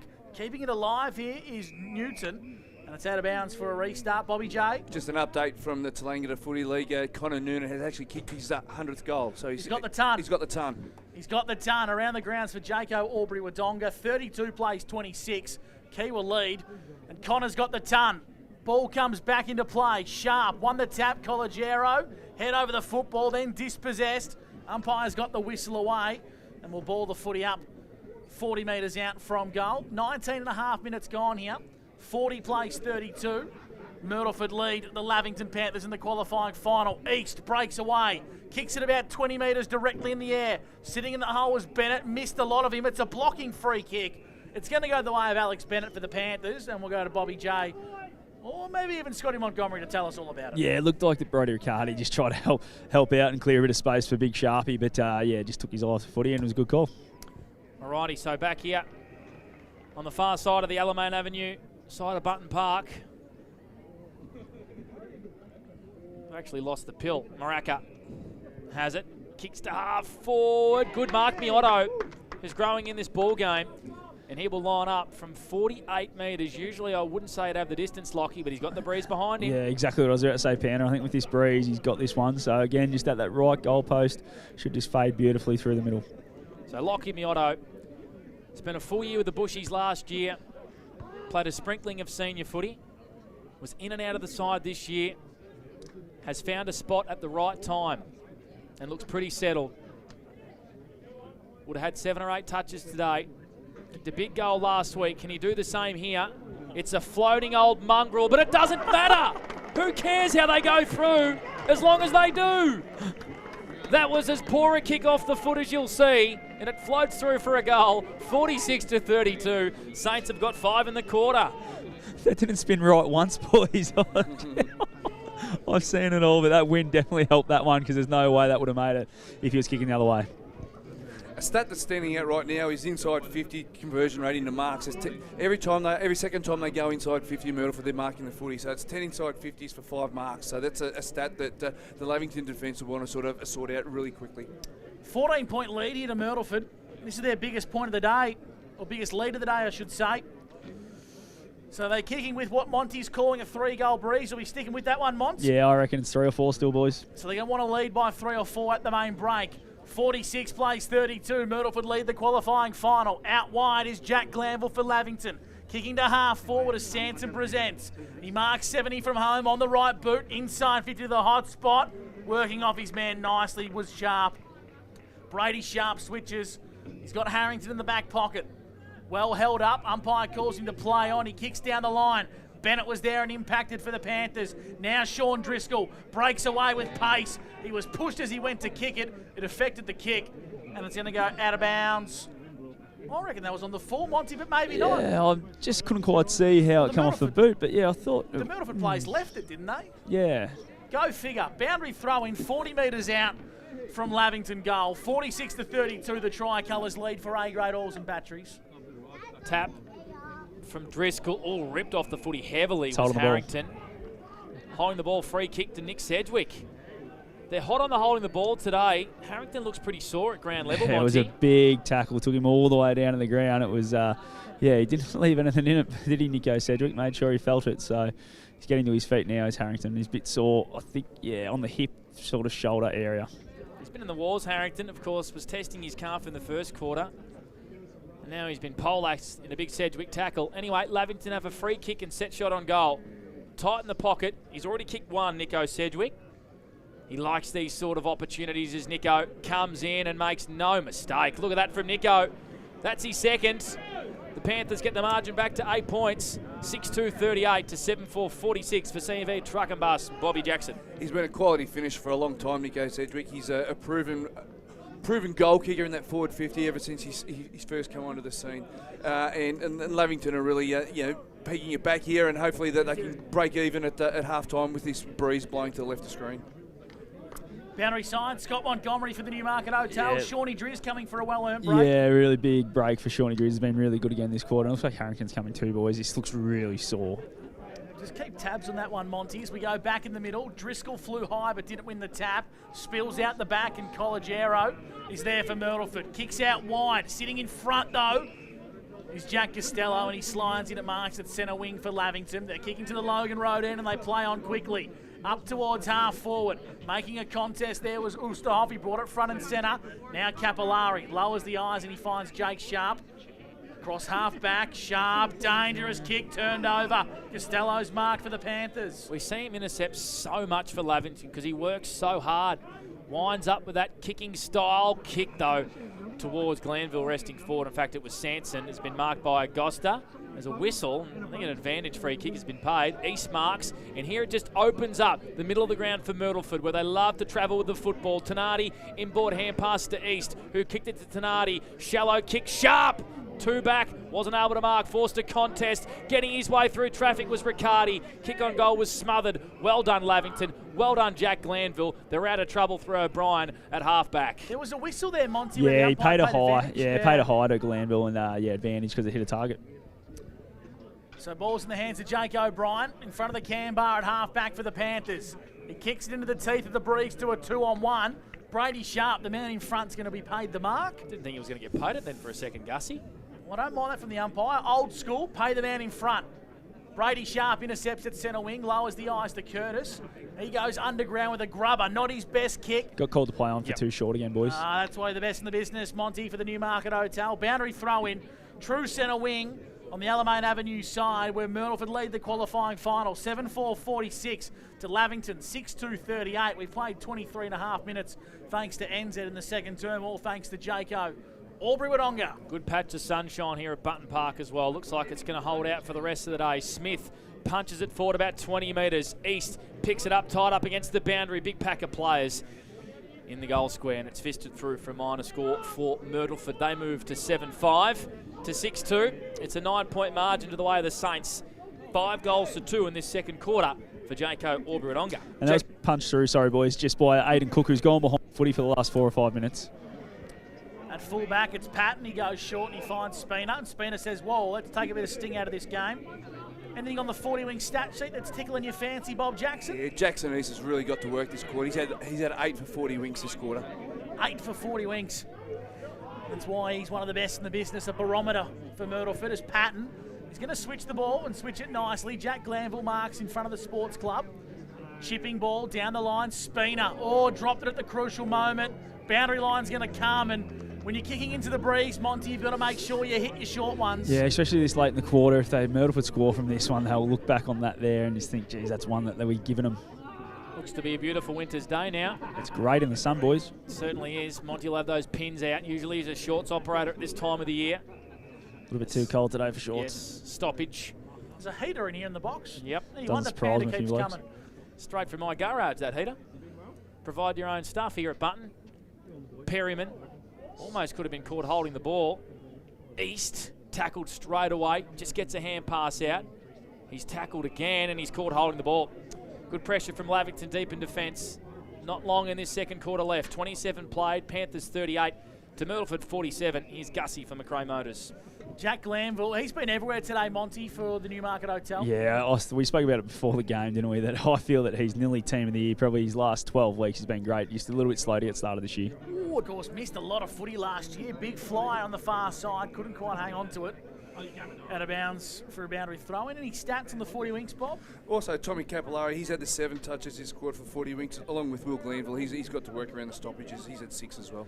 7 goals here in the second term. 47 plays, 38. Myrtleford lead. Lavington for C&V, truck and bus. Heading deep into time on, almost 20 minutes gone for NZ. Lavington want a bit more time because Jack Glanville is going to kick him inside forward 50. Calvin brought it front and centre. Oosterhoff crumbed, kicking to an open goal square. Needs a bounce. He's not going to get it. It's going to pull up short. And Darcy Smith just impacted the 221s. Brady Sharp, and he just said, hey, mate, I'm going to make you earn this one. Boundary throwing deep into attack for the Lavy Panthers. 28 and a half minutes gone.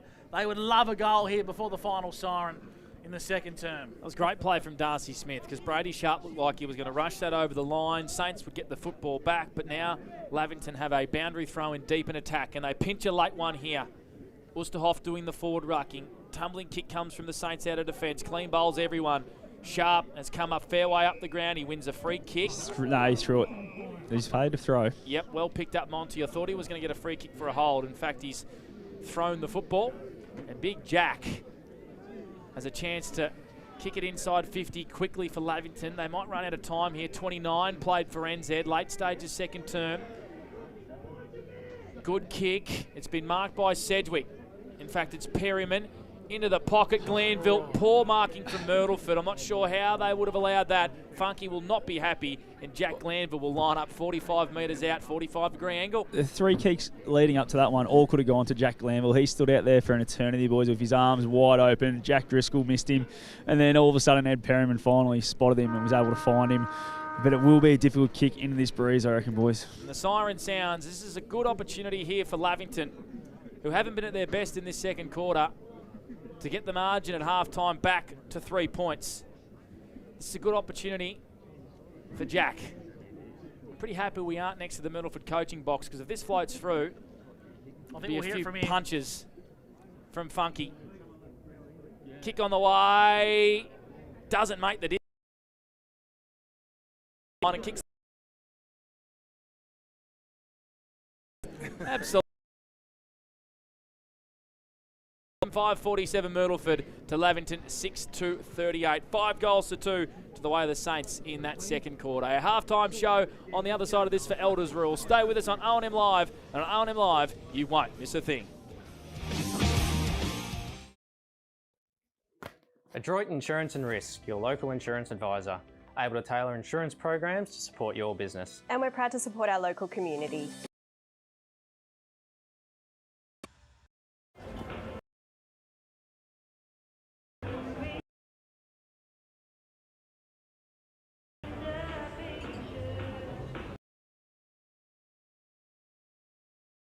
Embrace the mid.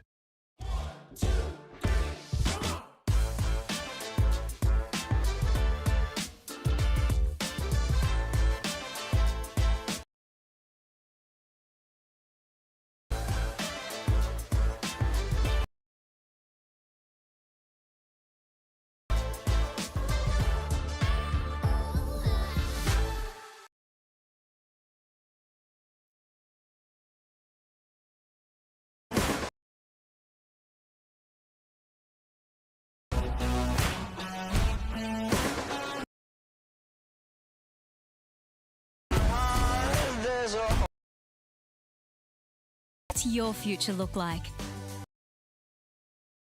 Whatever it looks like, with real skills for real jobs and careers right now. Search GoTAFE today.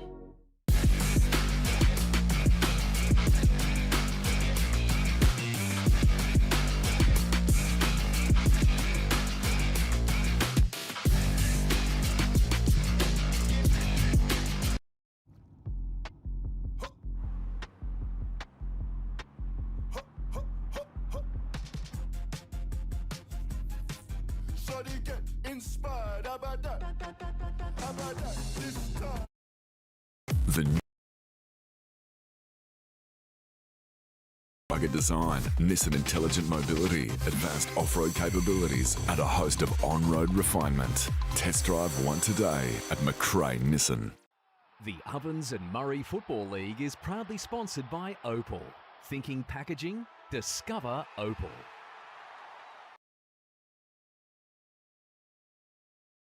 Which means less family screen time and more harmony with powerful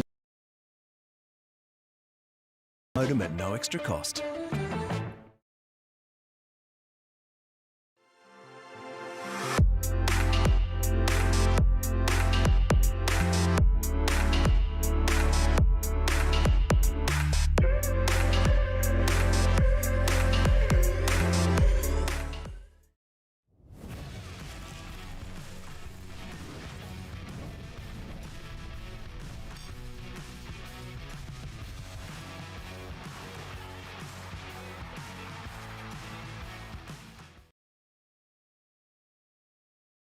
Welcome to Sundancer Homes. We make building your dream home exciting and stress-free. Backed by over 30 years of experience, one of many reasons why we provide a lifetime structural guarantee. Visit our information centre at Dean Street, Albury. This goes out to all the runners, the racers, the chasers, out of the box, and primed for the show. On your marks, get set. Running too late. Being first out the gate. Get the fit you need. The athlete's foot. Fit for every run. Every day we look after our family first. We go on adventures, we entertain with them, we care for them. Tobin Brothers Funerals will look after your family too.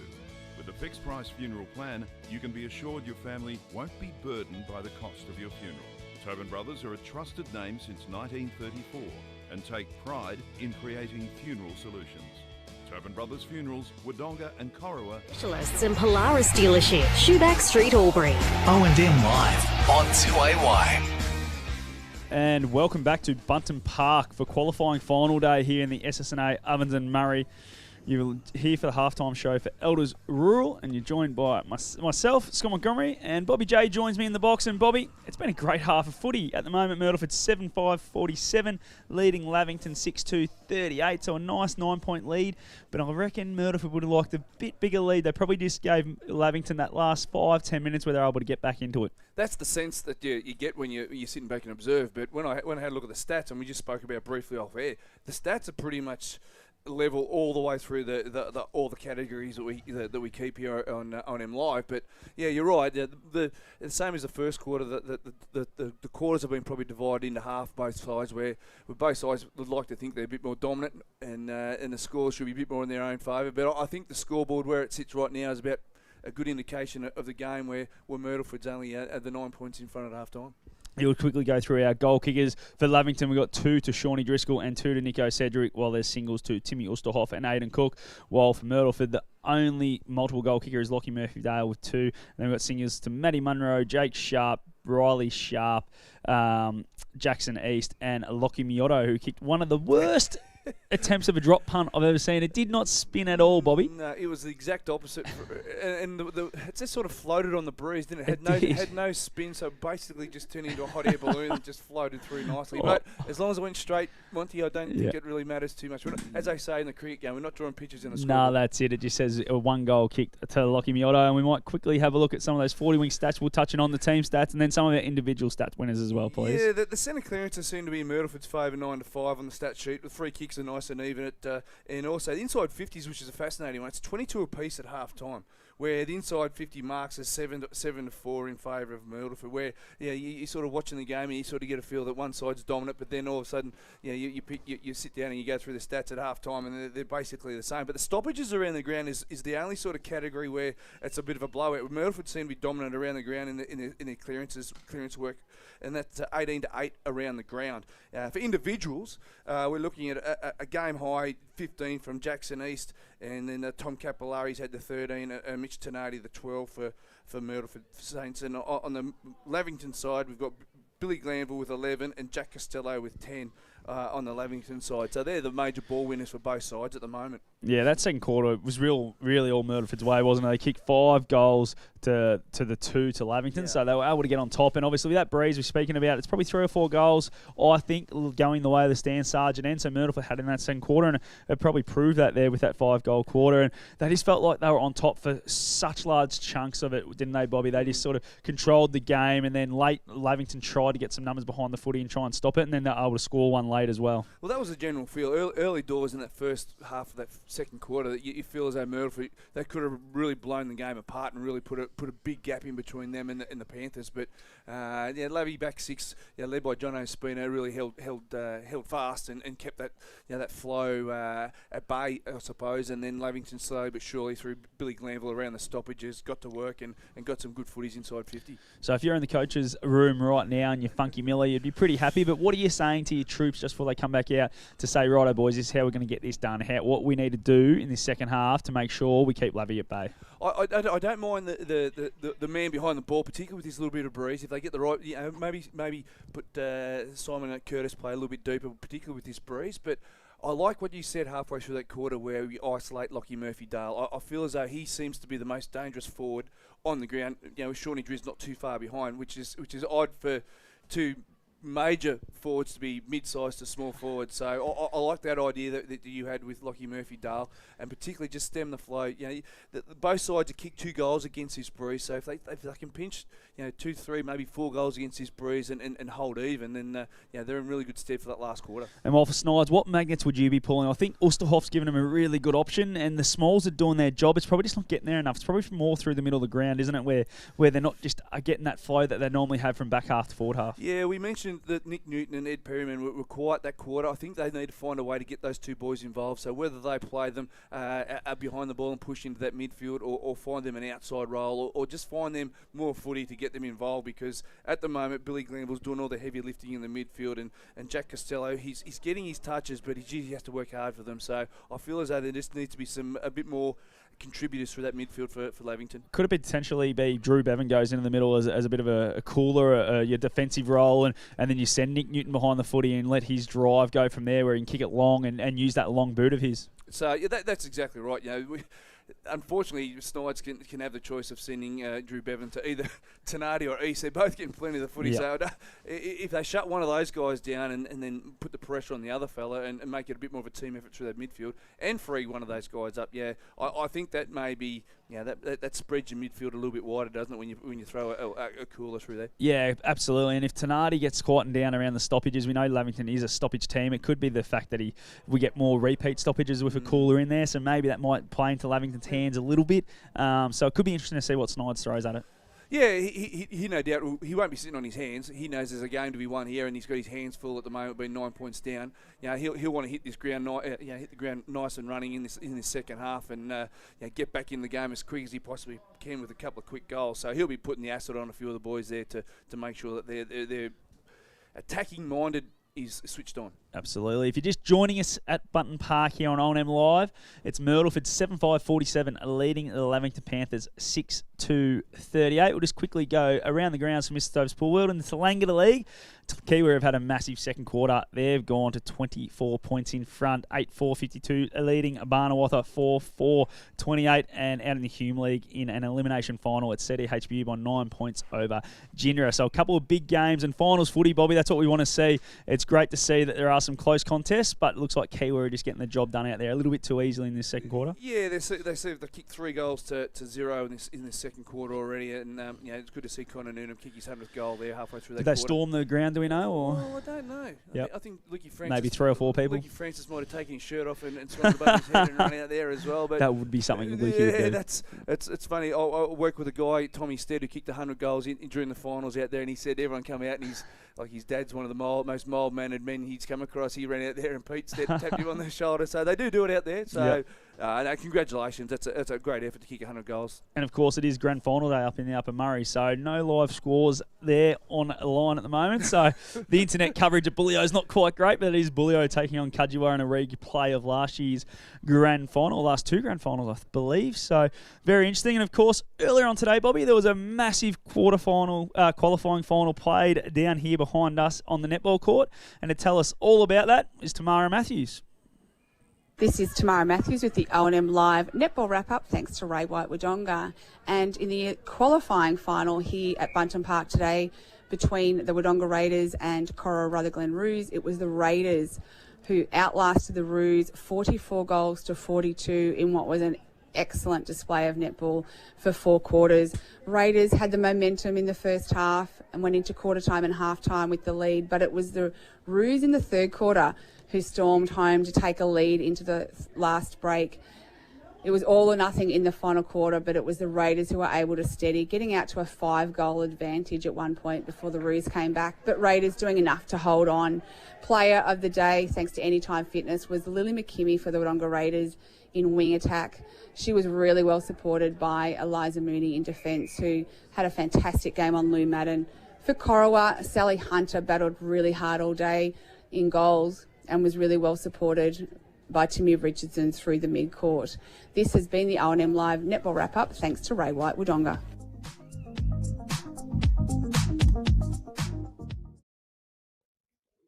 Adroit Insurance and Risk, your local insurance advisor, able to tailor insurance programs to support your business. And we're proud to support our local community.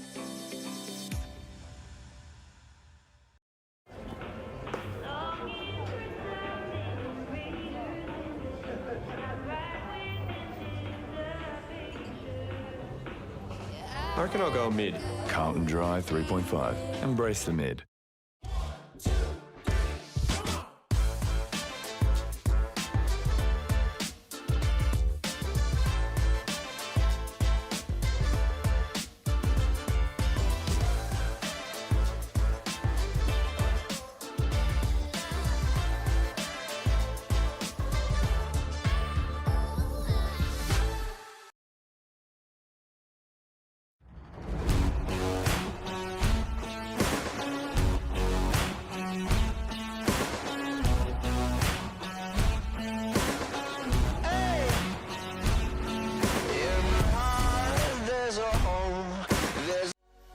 What's your future look like? Where do you want to be? Whatever it looks like, with GoTAFE, you've got this. Get real skills for real jobs and careers right now. Search GoTAFE today.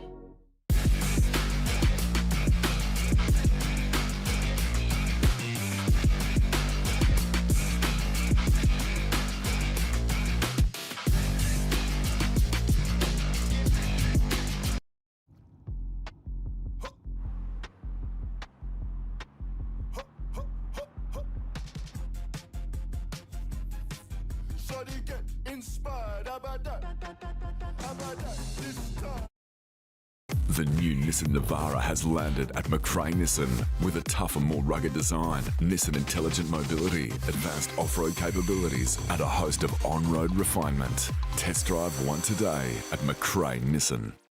The Ovens and Murray Football League is proudly sponsored by Opal. Thinking packaging? Discover Opal. With Optus Home Internet, you get more yes, which means less family screen time and more harmony with powerful Wi-Fi. Get the Ultra Wi-Fi modem at no extra cost.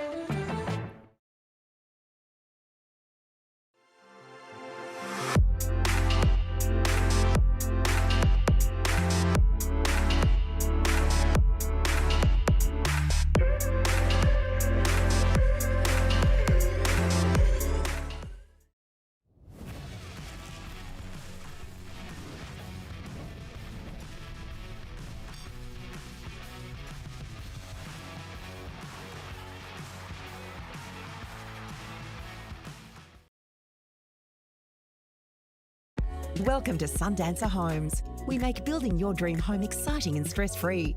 Backed by over 30 years of experience, one of many reasons why we provide a lifetime structural guarantee. Visit our information centre at Dean Street, Albury.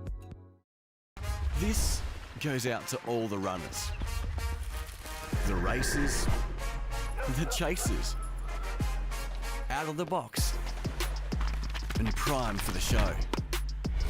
On your marks, get set. Running too late. Being first out the gate. Get the fit you need. The athlete's foot. Fit for every run. Every day we look after our family first. We go on adventures, we entertain with them, we care for them. Tobin Brothers Funerals will look after your family too. With a fixed price funeral plan, you can be assured your family won't be burdened by the cost of your funeral. Tobin Brothers are a trusted name since 1934 and take pride in creating funeral solutions. Tobin Brothers Funerals, Wodonga and Corowa. Fent dealer. O&M Live on 2AY. Both sides are out on the ground doing their warm-ups. The umpires and the spectators just walking around Button Park. Myrtleford take a 9-point lead into the start of the third term. 7-5-47, 2-6-2-38. Blake Penderescott with you. Gus McLeod alongside me. Your callers this afternoon. You've got Bobby Jackson as well on the 40-wing stat sheet. And as well Scott Montgomery for the Newmarket Hotel. Update out in the Tallangatta League, Gussie. We were just watching before, and Connor Newnham, we called it a little bit early. Of course, Play HQ had a little stuff ups. He didn't, in fact, kick his 100th goal when Bobby Jackson said it earlier, but he just nailed it before and they all ran on the ground. I knew he was going to do it. A minor pitch invasion, I would say. Yep. Scoot did a hamstring trying to get out there, allegedly. Literally. Half-time, 53-29. Don't bag the boundary riders, sometimes it just happens. They're unfit, like myself. At least you don't do a hamstring toss in the coin. I could. Like the bloke in the AFL did. That was a disgrace. I reckon I probably could, but... Monty, you just made your way back onto the ground. What are the conditions like? We've spoken heavily about how the Stan Sargent Sports Club end is the end to kick to with the breeze. What's the latest at ground level? It's probably still just favouring that way. It's probably not as strong right now. Good. Yeah, but they're still just looking at the trees around the ground. Still definitely blowing. Maybe just at ground level, just not quite as much. For those playing along at home as well, we go to all sort of levels to make sure that the broadcast quality is of really high standard here on O&M Live. And Gussie and I both like our ambience, our sound effects microphones. We want to hear the kicks and the whistles and the screams. The people ordering. Yeah, exactly right. People ordering chicken schnitzel rolls at the bar. And Gus McLeod has bought a sock to put over our ambience mic so that the wind doesn't take over Gussie. It is a big tradie sock and it's covering our microphone. Yeah, it's a special kind of sock. It wouldn't have been used too much on a trade site. Where'd I get it from? Yeah. It's from Anaconda and it's made of bamboo. I'm talking about in your house. Oh, from the sock monster. Sock drawer. The sock drawer, good man. No, I got it from the sock monster. I've got about 45 pairs of odd socks. Good man. They always pop up, those odd socks. Third quarter is underway, all thanks to Wiesner's. Here's Gus McLeod for McRae Motors. Lavington, they need a hot start. They trail 47-38 in the qualifying final. Third term's underway in Lavington. Go inside 50 quickly. Aidan Cook just paddles it to his own advantage. Tied up in the pocket. Throws it on the right now. Centering ball. Smith, Darcy, top of the goal square. Oosterhoff can't quite get a fingertip to it. It's across the face for a minor score. So all of a sudden the Inspirations Paint scoreboard is active after just 30 seconds, and Curtis will kick in quickly for the Saints at full back. No mucking around, and the mark has been taken out there on the far side by Tommy Capillari. His numbers, Bobby J? 14 for 40 wings, Panda. And he's been solid.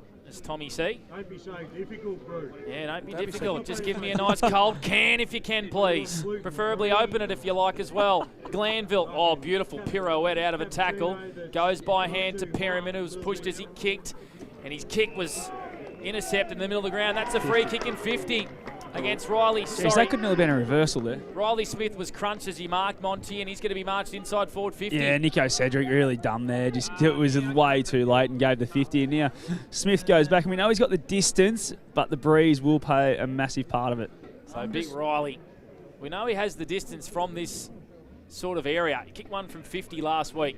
How's that can order going down there, Gussie? I'm just watching Basil Fraunfeller Just being difficult. delete 8 snags in bread. With onion, hopefully. Hopefully we see our man Basil back out there next year. Missed all of 2025 with a shoulder injury. Pretty sure he was too stingy to pay for his surgery early in the year. Riley Smith, inside forward 50. The kick looks pretty good. It's just not going to make the distance. It holds up in the breeze. Kick off the ground comes from the Saints. Lavington don't muck around. They tap it out of bounds. Sorry, they tap it through for a minor score. And the first score of the third quarter is in behind to Myrtleford, 48-39 on the Inspirations Paint scoreboard. Bob Jackson. Just an official crowd number, lads. We've got 2,276 people in the house. It's come through from the O&M GM and work from Bobby J. We've got a whistle here. It's going to go the way of Perryman, top of the arm, boys. How many for Perryman on the 40 wings, Bob? Perryman's currently had the 7 touches. He's been a little bit quiet, hasn't he? Yeah. Up to half forward. That one's turned over. Simon Curtis has marked. One of the trends I have noticed is both sides are struggling to adjust early days to kicking with and now against the breeze. Off half back, it's Diesel Beatty for the Myrtleford Alpine Saints. Kicks it up into the teeth of that breeze. Allows Lavington to set up defensively. Bennett and Jesse Hart link up, but the handball was poor. Myrtleford via Bren. Handballs in towards a bit of traffic. Now inside 50 via Collegiero. Top of the goal square. Everyone's falling down. Whistle. It was a late whistle. It's going to go the way of Riley Sharp, and Jono Speeder is fuming. Monty. Yeah, it was probably there, I reckon, boys. Yeah, a little bit stiff, but yeah, I thought it was probably there. Probably the free kick was well paid there by, is that Jason Rain down there, I think? So, yeah, really good decision from one of the best. So, Riley Sharp, I've got him down for 1-1 today, Balake. Yep, 1-1 for mine. And he'll be kicking this one. If he starts at the right-hand goal post, it'll smash into the Goody Engineering sign, into the teeth of it. That's what he does, straight through the big sticks. Engineering sign's been hit, it's a goal. And Myrtleford extend the margin here against the breeze. He kicked his second, and Myrtleford moved to 8-6-54. Lavington, 6-3-39. We played 3.5 minutes, thanks to NZ and the Wiesners, third term. That's big Riley Sharp's 44th goal for the season, and Pan has said on numerous occasions he's been one of the form, if not the form forward for the second half of the season, and he's proving a bit of a handful, and he gets that one-on-one contest inside that forward 50. He's a big bear in the square, and he's hard to match up on. 6 of the last 8 goals to Myrtleford. Margin back at 15 points. They've controlled the game since the early stages of the second quarter.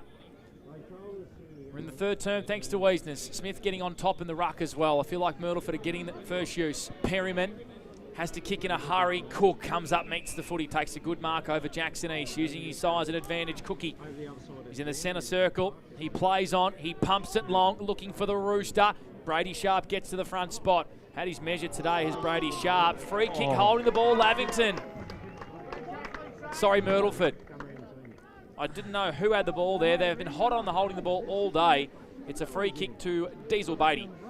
Deep in defence for Myrtleford. They lead by 15 points. 4.5 played for NZ Albury.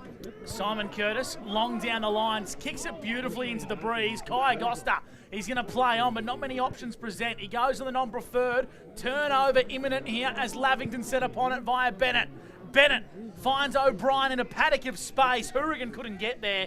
He was setting up an offensive play, and that's a coach killer, Scott Montgomery, for the Newie. Absolutely. It looked like Jake O'Brien was out that side to try and defend the exit early, and then when the ball turned over, he was already out there, and a really good shift of football there from Alex Bennett. Saw him out there and just got it out there as quick as he could, and with this breeze, he should be able to put this one through.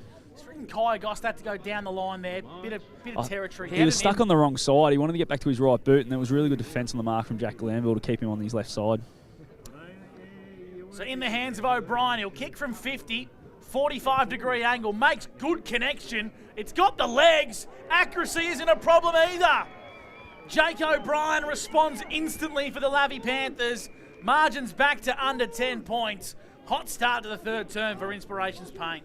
Yeah, a little bit of to and fro from both sides here, and good ball movement. As Monty said, a crucial turnover in the wrong part of the ground, and that gave a good, clean inside 50 entry for the Lavy Panthers. And the finish was as good as a call. Gussie, you were a bit dry in that first half, but you've caught the last couple. You've caught the pants off it, friend. I reckon I got 6 on the trot on me. For those not playing along at home, Brother. Gus turned to me. My brother, Gussie, turned to me at halftime and said, "Panda, you called all 7 goals in that second quarter." Oh, dearie me. You're back in the ball game, Gussie. Good on you, brother. You got one through the slips. Brother. Fire out wide to half forward. Comes from Lavington and trails over the line and out of play. We might head down to the boundary. Scott Montgomery. Looks like Big Toby Cossa's waiting to get on the ground. Yeah, he is. Big Smith will come off very, very soon. And, Big Coss will get back in there. Of course, don't forget tomorrow, comprehensive coverage of the elimination final between North Albury and the Wangaratta Magpies on 2AY, Edge FM, and of course on Snap Print Solutions TV. Getting around the footy there was Sedgwick into the pocket looking for Sanson. Whistle. Free kick. Monty, what'd you see? Yeah, I could see Charlie Sanson was trying to get to that footy, and Kai Augusta just grabbed the jumper and he had his arm out, which made him sell it a bit more to the umpire, but it was there. So it's a free kick to Alex Swinnerton, who has been pretty quiet by his lofty standards today. Alex Swinnerton, the 16 goals, played 5 times for GWS VFL as the runner-up in the Murray Bushrangers best and fairest last year. He's a young gun. He needs this goal for himself and for Lavington. He makes no mistake. Panthers are back to within 3 points. Last 2 goals of the game, 51 plays 54 for Inspirations Paint. Yeah, you're actually exactly right, Panda. This young Alex Winterton is an absolute star. We haven't called his name too many times today, but he's the type of player that only needs 3-4 touches to really have an impact and an influence on the game. So he's one of those players that Adam Snyder at halftime would have put a little bit of heat on and said, "Come on, young fella. You know, we know you got the goods. Let's see what you got in this second half." And really went Jake Sharp know about it too. He was standing the mark after that goal, so I don't mind that from the young fella, a bit of spunk. Of course, played interleague together. Of course, Jake Sharp was the coach. Back to 3 points, 54-51. Myrtleford lead Lavington, and we're back in the middle. Breaking away here are the tricolours in the hands of Batey. Running off half-back, he finds the munch, but it went through his hands. Munro at the back to his opposing number 1 in Newton, who just throws it on the right boot to grass. Sedgwick in a one-on-one with Brady Sharp. You'll back him for speed. Needs the Sharon to sit for him. Gathers with composure. Onto the runner of Costello. Inside 50. Go the Panthers. Well done, Calvin. Maintained his footing all the way to the crucial moment. A big double fister through for a minor score. Saved a certain look on goal there. Riley Calvin. Back to 2 points, 54-52, thanks to Inspirations Paint. 9 minutes gone for NZ. 5 inside 50s for Lavington in this second half. They've really come out to play and really put some early heat on Myrtleford. We said 50 points would win it, but you're going to have to kick 80 here. Good scoring game in the qualifying final between 2 good teams.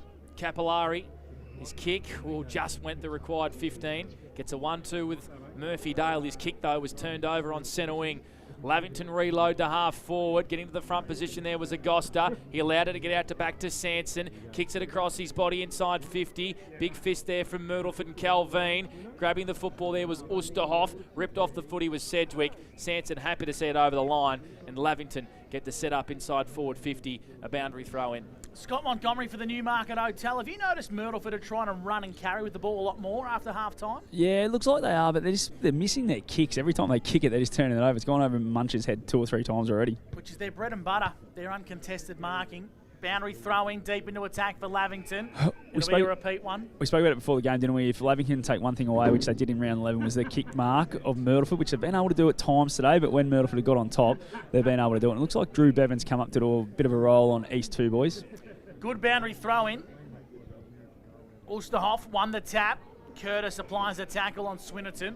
We'll ball it up around the grounds thanks to our good friends at Mr. Stove's Pool World. Half-time score out at Kiwa at Sandy Creek is 53-29 against Barnawatha. Boundary throw in. Comes back into play. Head over the football. Is Nico Sedgwick and Del Bosco. tackles him once again. So we'll ball the footy up, tied up in the boundary. 8-6-54 Myrtleford, 8-4-52 the Panthers for Inspirations Paint. We played 10.5 in the third term. Thanks to NZ. Panda and Gus with you for McRae Motors. We're going to have another boundary throw in. So the ball is literally camped in that pocket. We have not moved for the last minute and a half of football here in this third quarter for Wiesness. Let's see if the boundary umpire can just put a little bit of pepper and oomph on this throw in and we can clear a little bit of play. It holds up in the wind. Lots of grabbing and playing, and we are going to have another boundary throw in. Anyone doing anything tonight, gents? What's the go? I'm going to watch some more boundary throw-ins, I reckon. Newmarket Hotel, Bushman's Palmy. Yep. Yeah, that You'll have a sounds pizza alright. for an entree, Gussie? To support the sponsors. Absolutely. I'll come in after you. We'll go to the Newmarket. Couple of pints. Couple of skewies. Another boundary throw in. Osterhoff gets to the front posse.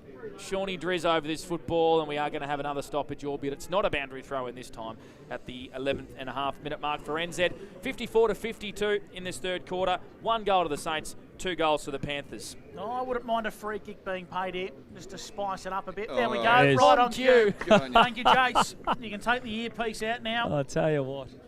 You've done well, Gus. It's going to go to Toby Cossa. How did you not make Dan Vaccaro's influential list? Because you just literally paid a free kick on cue. Yeah, not enough bribery, I wouldn't have thought. Myrtleford have got it at centre-half back. Del Bosco, good vision. Execution was poor. Brady Sharp under the thumb. Nice tackle from Charlie Sanson. That's what we've spoken about all third term, gents. That poor execution, Monty, for the Newmarket. And it's plagued them in this quarter, hasn't it, Myrtleford? They just normally hit that one and keep flowing on, but just the miss lets Sanson back in the game. Out the back, sits here nicely for Myrtleford. Oh, slipping over, throwing on the boot quickly was Capillari. Long down the line. Munro's got some work to do and 2 to beat. Murphy Dale, he joins in the party and the Munsters toe pokes it forward. Clever hands from Sharp. Collegiero at half forward for Myrtleford takes a bounce. Needs to find the right option. He's just going to kick it into the breeze and hope Big Riley can fly. But flying high uncontested was Jack Costello. Just read it beautifully off the boot. Another intercept mark from the young Panther gun. And now Lavy have it with Jack Landville across half back. Definite tag going on with Bevan and East. He's just coming to the bench when East coming to the bench at the same time, boys. Charlie Douglas evaded the tackle, was able to get past the Myrtleford Saint and kick down the wing. Gets past all players on the ground. Brady Sharp does well now. He's over the football. Umpire circling, says, give it to me. And we'll have a stoppage, point of the square. 65 metres out from Panther goal. To support Monty's call there, Jackson East hasn't touched the footy in the second half. 54 plays 52. Myrtleford lead. Lavington have kicked the last 2 here in the qualifying final. Tenardi went by hand to Calogero. Got a free kick for a high. No. He had him by the jumper. No, the umpire thought otherwise. It's a free kick to Tenardi. How many for Tenardi, Bobby J? 14 for 40 winks for Mitch Tenardi today. I'll send a message down, Monty. Get it right. Tenardi kicks up to centre half forward, wants to find the ruckman. Big Cossa. Nice mark, elite body and paint mark of the day. Handballs quickly. Myrtleford inside 50. The kick inside the pocket was okay. Trying to keep it alive is Sharp. Josh Maraka, I thought he was on there with that chiselling pass, but it just didn't quite come off, Monty. I reckon if he had the breeze at his back there, Joshy Maraka, he would have had a shot for goal because he just to that pocket, just a dead pocket too. So even if he took the mark, he would have taken a great kick from Sharp to kick the goal. Hit it with pace too. Perhaps a bit too much. Boundary throw in. Riley Sharp won the tap, looking for a crummer. Here's Del Bosco. He's a long way from defence. Into the pocket to Harrington. Top of the goal square from Damon. And touched across for a point for the Myrtleford Alpine Saints. So they move to 8-7-55. Lavington 8-4-52. That is on the Inspirations Paint scoreboard. And I think the 3 goals so far here in the third term, thanks to Wiesness. As Gussie said, 3 goals. A bit of a stalemate here at the moment. Been pretty free-flowing up until this stage of the third quarter for Wiesness. Spina with a casual kick to Costello, just extends the arms. His kick, though, was smothered as he was called to play on. He's good enough to get it back. He jams it on the boot. He doesn't muck around. Out the back, Smith read the ball beautifully on Hourigan, put the jukes up, and Darcy Smith will line up for his first goal today. 45 metres out on a slight angle. We've touched on it a few times. This is breeze, boys. That just kept taking that footy there, that kick from Costello, and Smith just luckily ended up in the right spot behind Hourigan, because normally you say play in front and you should take the mark, but the wind just kept taking it, and really good body use by Smith to keep Hourigan in front of him there. He couldn't get back and influence the mark. So Darcy Smith has been quietish today, but he's been a very good contributor in the last 3 or 4 weeks to a buzzing forward line for the Lavington Panthers. To give the Panthers back the lead, for the first time since the first quarter. Comes in. He just sneaks it home. He went early with the come-on call. Had a bit of work to do still. And Darcy gets the Panthers back in front. 58-55 for Inspiration Paint. That is the last 3 goals of the game for Lavington. Certainly is, and Monty hit the nail there with the wind, and Darcy Smith played that beautifully. He played on the back shoulder of his defender, and the ball just dribbled over the back beautifully, and he's judged that mark to perfection. And that breeze, that might have a bit more to say in the game as we pan out for this next quarter and a half. The first quarter went for 28 minutes, and the second quarter went for actually 31 minutes. So we still got a bit of play to play in the second quarter. And Lavington just need to keep piling on the goals because Myrtleford will come home with the breeze behind their back. Back in the middle, Jake Sharp was there for the Myrtleford Alpine Saints. Left it behind as Ed Perriman gets busy for the Panthers. Up to half forward, Del Bosco and a one-on-one with Swinnerton. Brought it front and centre. Crunching tackle applied. Umpire calls for a stoppage.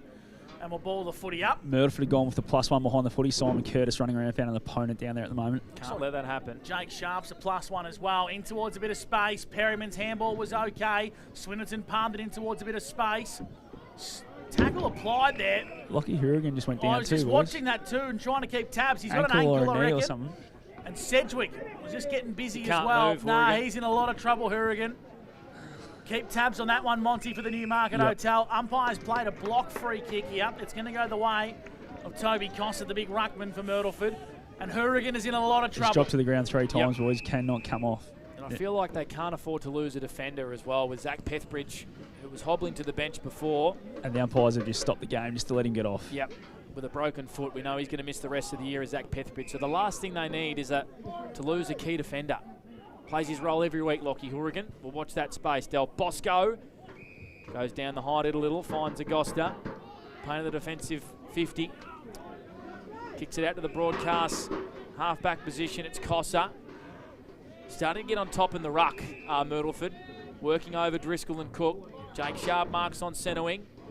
Right in front of Scott Montgomery for the Newmarket. He comes in board with a 45. Dropping the mark was Harrington. He goes down the line once again. Going early was Bren. Fist came from Jesse Hart. He's going to happy to see this over the boundary line as Jack Glanville. And we'll have it thrown back in at half forward for Myrtleford. 58-55. Panthers with the last 3. First time they've been in front since the first quarter at the 18th minute mark for NZ. Monty, I reckon this might be an Achilles because he's on the table and they're looking at the back of his calf as Yeah, well. that's what I'm thinking, boys. Just the way he dropped to the ground, there wasn't much in it, so potentially could be it. We've got a free kick here. It's going to go the way of Cossa. Toby Cossa. Ruck raffle or a Bobby Yeah, special? he's paid a push in the back. Push in the back. Here's Capillari. Got the handball.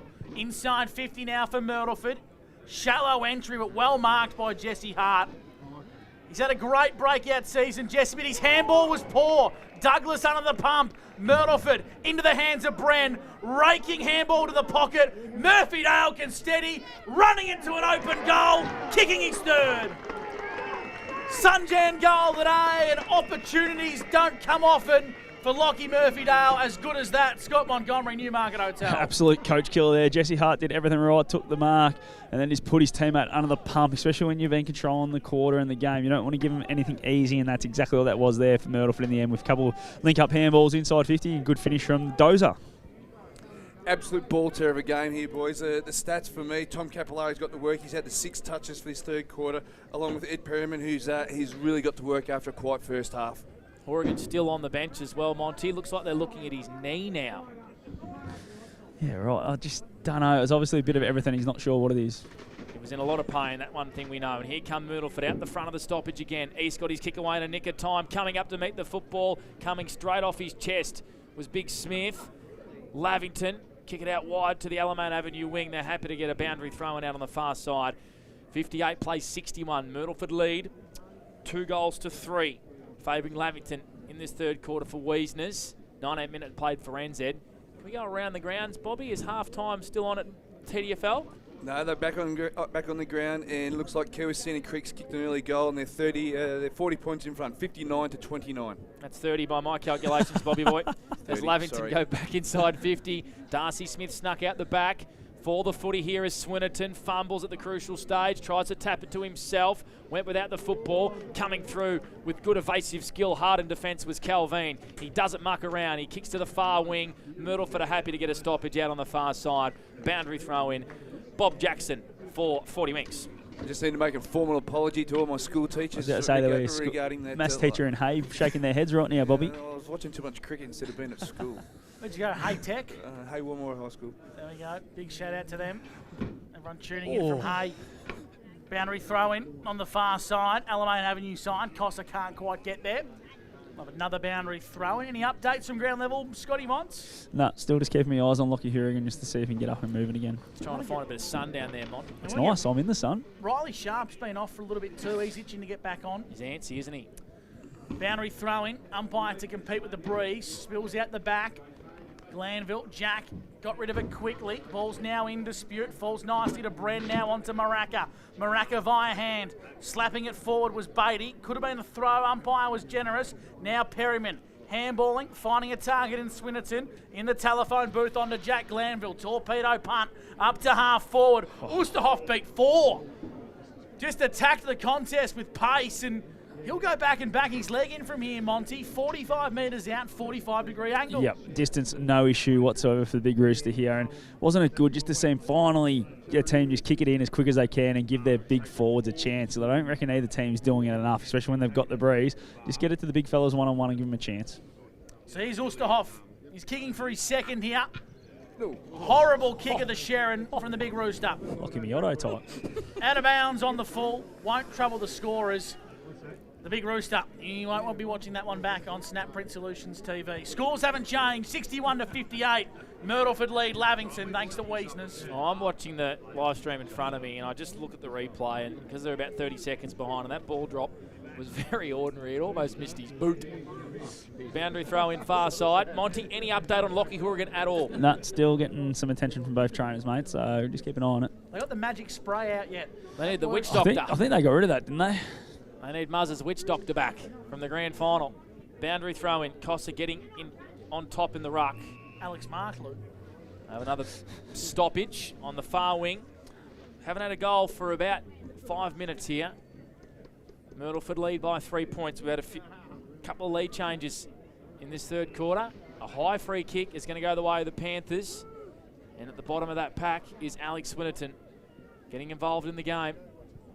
Kicks to the lead of Oosterhoff. In fact, it's Sanson. Dropped the mark and got a free kick for a hold. Did he? Advantage has been played, and Jack Glanville runs into the pocket. That was a strange play, Monty, and he'll line up 45 out tight angle. Yeah, especially we know Charlie Sanson's a nice kick of the footy straight in front. I would have backed him in to get the distance with the breeze, but Billy Glanville saw something better, and now Jack's going to go back and make sure he puts this one through. It was the right side for a left footer. We know he's got a lovely left foot.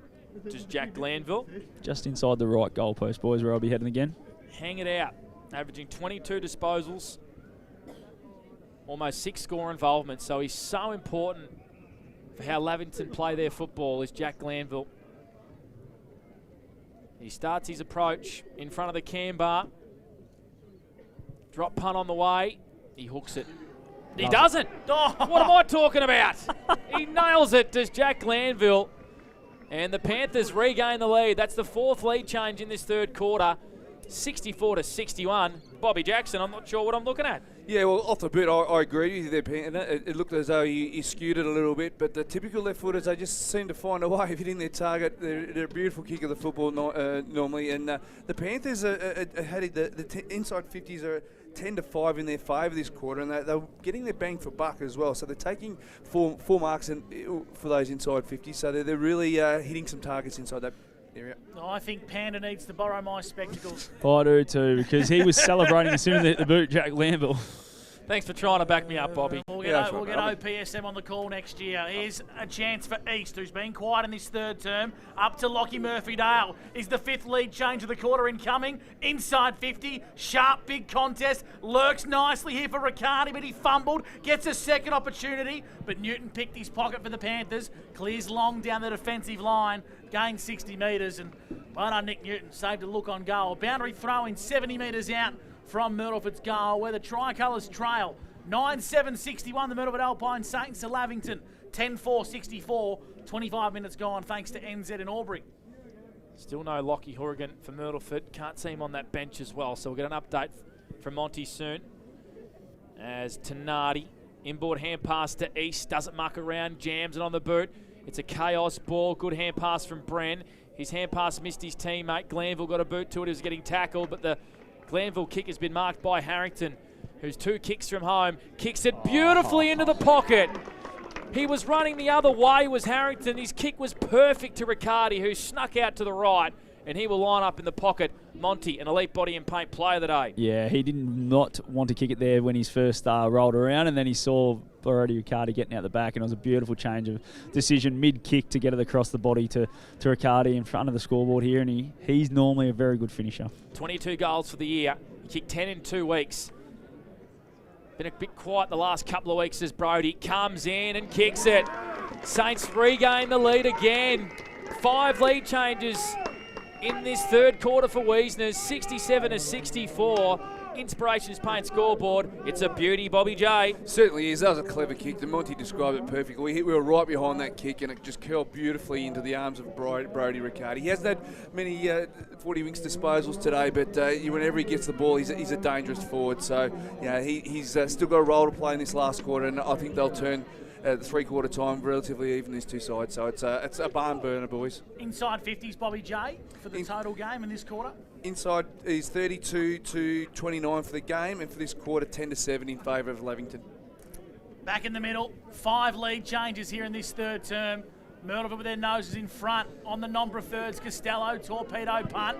Tracking this one to the boundary is Diesel Beatty. In fact, it is Diesel. On the right boot, hugs the boundary line. Tenardi, good strong hands out in front. We get Mitch's numbers thanks to 40 winks from Bob Jackson. 17 for 40 winks from Mitch Tenardi today. And he's got the ball in front of Scott Montgomery for the Newmarket. Just set sail into the breeze. Long down the line. Smith getting there late was Jack Driscoll. Got a fingertip, just impacted, and we'll get a boundary throw in. Across half forward here for the Myrtleford Alpine Saints. They lead 67-64. I reckon there's probably still 2 or 3 minutes left in this third term thanks to Wiesners. From McRae Motors, here's Blake Penderescott. Gus McLeod co-calling this afternoon. There's a strange whistle. They're going to throw it in again, boys. Yeah. Just went a little bit too far. Looks like one of my outswingers just kept going and hit going the pitch, and but going. The boundary umpire did keep his foot behind the line. Off a step. Don't cost the grand final. Aren't they off a step or 2? What's your run up, Gussie? About 8. Okay. Tenardi out of the stoppage. Kicks to the fat side of Button Park. It's going to bounce in a bit of space. First there is Miotto. It evades him. Douglas, bit of work to do.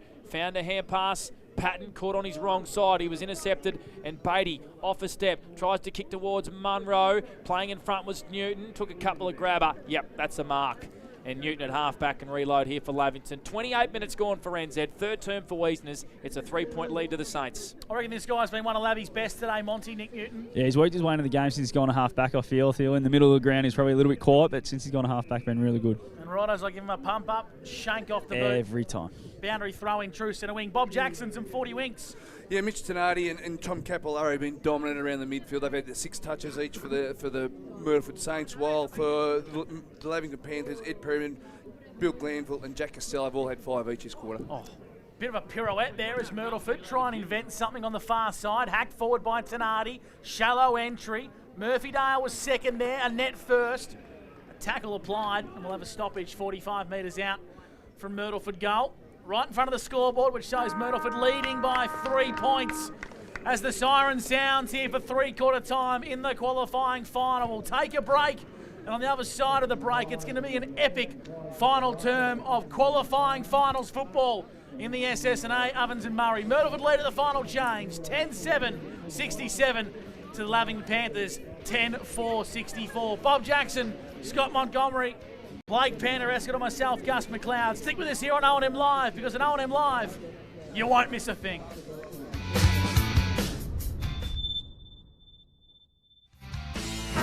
JJ's Waste and Recycling, a trusted... Adroit Insurance and Risk, your local insurance advisor, able to tailor insurance programs to support your business. And we're proud to support our local community.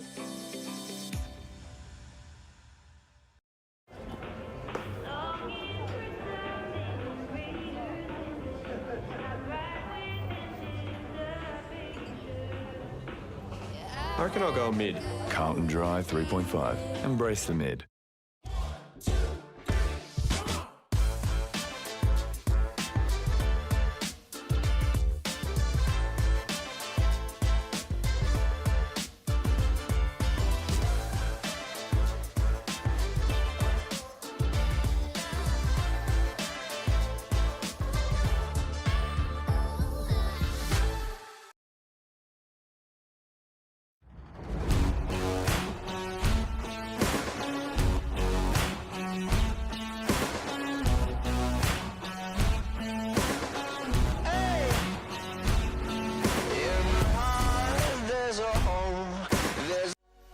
What's your future look like? Where do you want to be? Whatever it looks like, with GoTAFE, you've got this. Get real skills for real jobs and careers right now. Search GoTAFE today.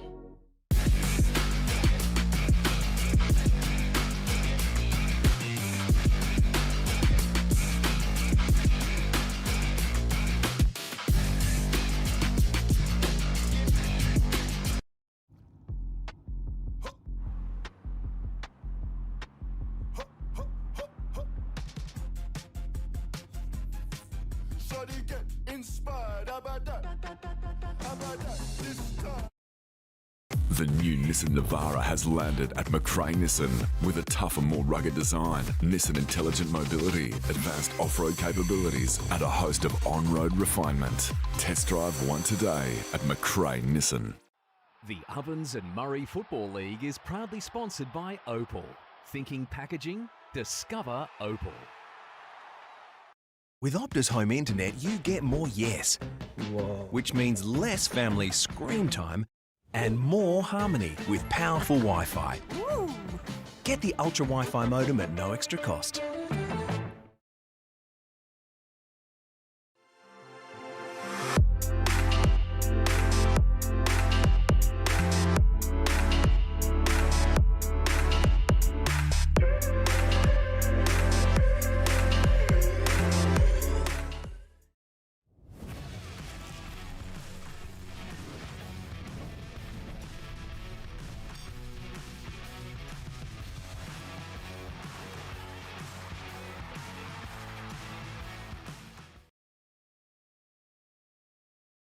Welcome to Sundancer Homes. We make building your dream home exciting and stress-free. Backed by over 30 years of experience, one of many reasons why we provide a lifetime structural guarantee. Visit our information centre at Dean Street, Albury. This goes out to all the runners, the racers, the chasers, out of the box, and primed for the show. On your marks, get set. Running too late. Being first out the gate. Get the fit you need. The Athlete's Foot. Fit for every run. Every day we look after our family first. We go on adventures, we entertain with them, we care for them. Tobin Brothers Funerals will look after your family too. With a fixed price funeral plan, you can be assured your family won't be burdened by the cost of your funeral. Tobin Brothers are a trusted name since 1934 and take pride in creating funeral solutions. Tobin Brothers Funerals, Wodonga and Corowa. Three-quarter time here at Button Park, and it's a 3-point lead to the Myrtleford Alpine Saints over Lavington. 10-7-67 to the Panthers, 10-4-64.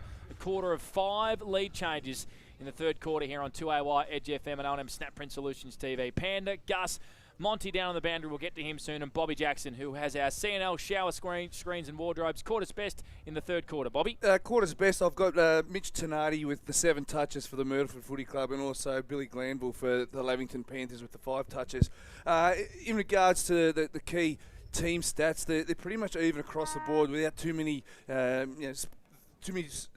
that I can split, so they're all relatively similar. The stoppages around the ground, that seems to be the only one that Myrtleford's got the upper hand in. They've 25-14 in the stoppages around the ground, whereas individuals, we've got Jackson East, Mitch Tenardi and Tommy Capillari all with 19, and on the Lavington side of things, we've got Billy Glanville with 16 and Jackie Costello with 15.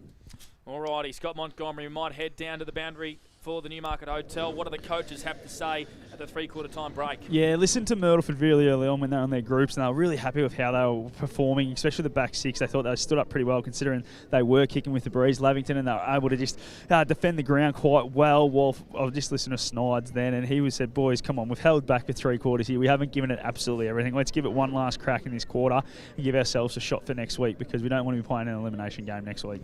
Alrighty, Monty, who wins? I'm going to go Myrtleford. I reckon they've played better all day, to be honest. Bobby Jackson. Yeah, I'm with Monty. I think Myrtleford. Gussie. Called at the start, sticking with them. All right, well, Lavington for me. If you're all going Myrtleford, I'll have to go someone else. How big's that breeze, Monty? If you had to give you said 3 or 4 most of the day? Yeah, I think it's dropped to maybe a 2. It's probably dropped down a little bit. But it's enough to keep Myrtleford's nose in front? Yeah, I would have thought so. If they just played the game a bit better, I thought in the second quarter they were able to do that. And if they do that again, they should be able to get away with it. Mr. Stove's pool world around the grounds, Bob Jackson. Out at Kewasini Creek, we've got the Kewasini Creek Hawks, 10-9-69 to Barnawatha, 5-5-35, 23 minutes into the third quarter. Repeating the A-grade netball qualifying final win, went to the way of the Wodonga Raiders by 2 goals over Corowa for Ray White Wodonga. Great supporters of netball in this region, and us on O&M Live. All the spectators have disappeared off Button Park. The umpire is just waiting to be happy until he balls the football up. 4th term, all thanks to Mac Jack Sheds. Just a couple of kids down here in the forward pocket, boys, that are holding the game up. Just taking their time, They don't care. Nope, good on Couldn't give a stuff. The umpire is not going to bounce this ball until those 2 kids. Emerging umpire Tommy Lockhart's just going, hey boys, get over the fence here. I reckon they're looking for a gate. They're high-fiving everyone. They're just taking their time. Now they're jumping the fence. Tommy, just give me a hand, Tommy. Righto. Let's do a bit of common sense. Let's get this quarter underway, hey, for Mac Jack Sheds. Myrtleford, 3-point leaders over Lavington. Here's Gus McLeod for McRae Motors on O&M Live. A date with the Rovers awaits next week for the victor. The loser, they'll take on Wangaratta or North Albury next Sunday. Sean Driscoll's worked his way up the ground here for Lavington. Now the ball's in dispute. Munro for Myrtleford. Clears it up the line. Nice work from Jackson East to get Myrtleford the first inside 50. Riley Sharp got a bad bounce, heads towards the boundary line. And it goes out of bounds for a boundary throwing. So a hot start early for Myrtleford. They're inside 50 first. And Lockie Hourigan, Monty's just doing a couple of walks up and down. He doesn't look too overly happy. He's no good. And all his teammates got around him at the huddle and just sort of high-fived and pat him on the back and stuff like that. So they know it's obviously nothing too good. I've never seen a player look to us in the box and give a thumbs down. What a good man Lockie Hourigan is. Costello in a bit of trouble now. Saints fans not holding the ball. They're all camped to the left of us. Other Myrtleford fans, you'll hear them screaming in the effects mic. A big contingency of Lavington fans over on the scoreboard, the other side of the ground under that marquee. Costello, there's a whistle and a free kick. And it is going to go the way of Lavington. I think Driscoll's going to get it, boys. Jack? Yep, big Jack. Battled hard in the ruck today, is Jack. He's in the defensive goal square. We've played a minute for NZ. Here's Gus McLeod for Mac Jack. He goes short. He finds Spina, the co-captain from the Panthers, between fullback and centre half-back. Stan Sargent, clubroom's end. Called to play on for the Panthers, so he just throws it on the boot, sits it up into the breeze. Myrtleford have numbers everywhere. Big contest. East is slow to get up as Lavington kick it towards grass. Perryman and Curtis. Curtis and Perryman. Now Sean Driscoll. That's a free kick. As blatant as you like. Sean Driscoll was tripped, and I can't help but think that's a smart free kick. Professional foul, they call that one. Yep, because they were running inside 50 with numbers. And pace. Now Sean Driscoll will go back with Sharon in hand. He's going to dart one into the pocket here. Did it go 15? Doesn't matter. Myrtleford got there in time. Costello fit a handball to the run. Sean Driscoll. Driscoll gets a 35. Misses. It's going to get a down the field free kick, or he'll take it again, boys. It was high against Harrington. Talk us through that, Scott Montgomery. Well, it's going to be down the field because it was touched on the line. So the kick was, he got hit a bit high, and then the kick, I don't know, but I thought because it's been touched downfield, it should be down the field. So I think that's what it's going to be. Where it's going. There is an umpire, Jason Rain, on the line. Taking it back. So is the behind going to count? No, the behind won't count. It'll be either a free kick on the goal line or a free kick back where Sean Driscoll kicked it from. So Sean Driscoll was running and just got a late whack from Damon Harrington.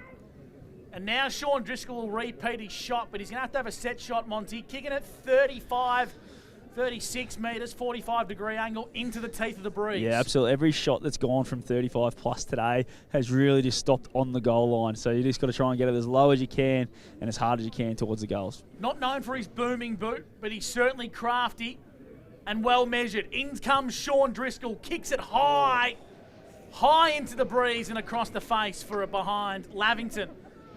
They move to 10-5-65, Myrtleford 10-7-67. Mac Jack Shed's fourth term.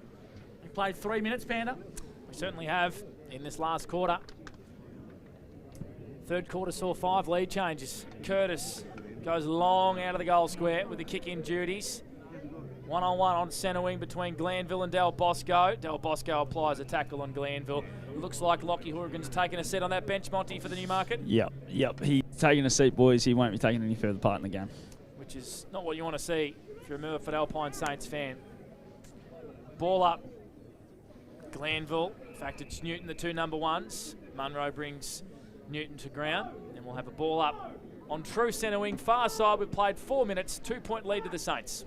First goal in this final term, oh so crucial.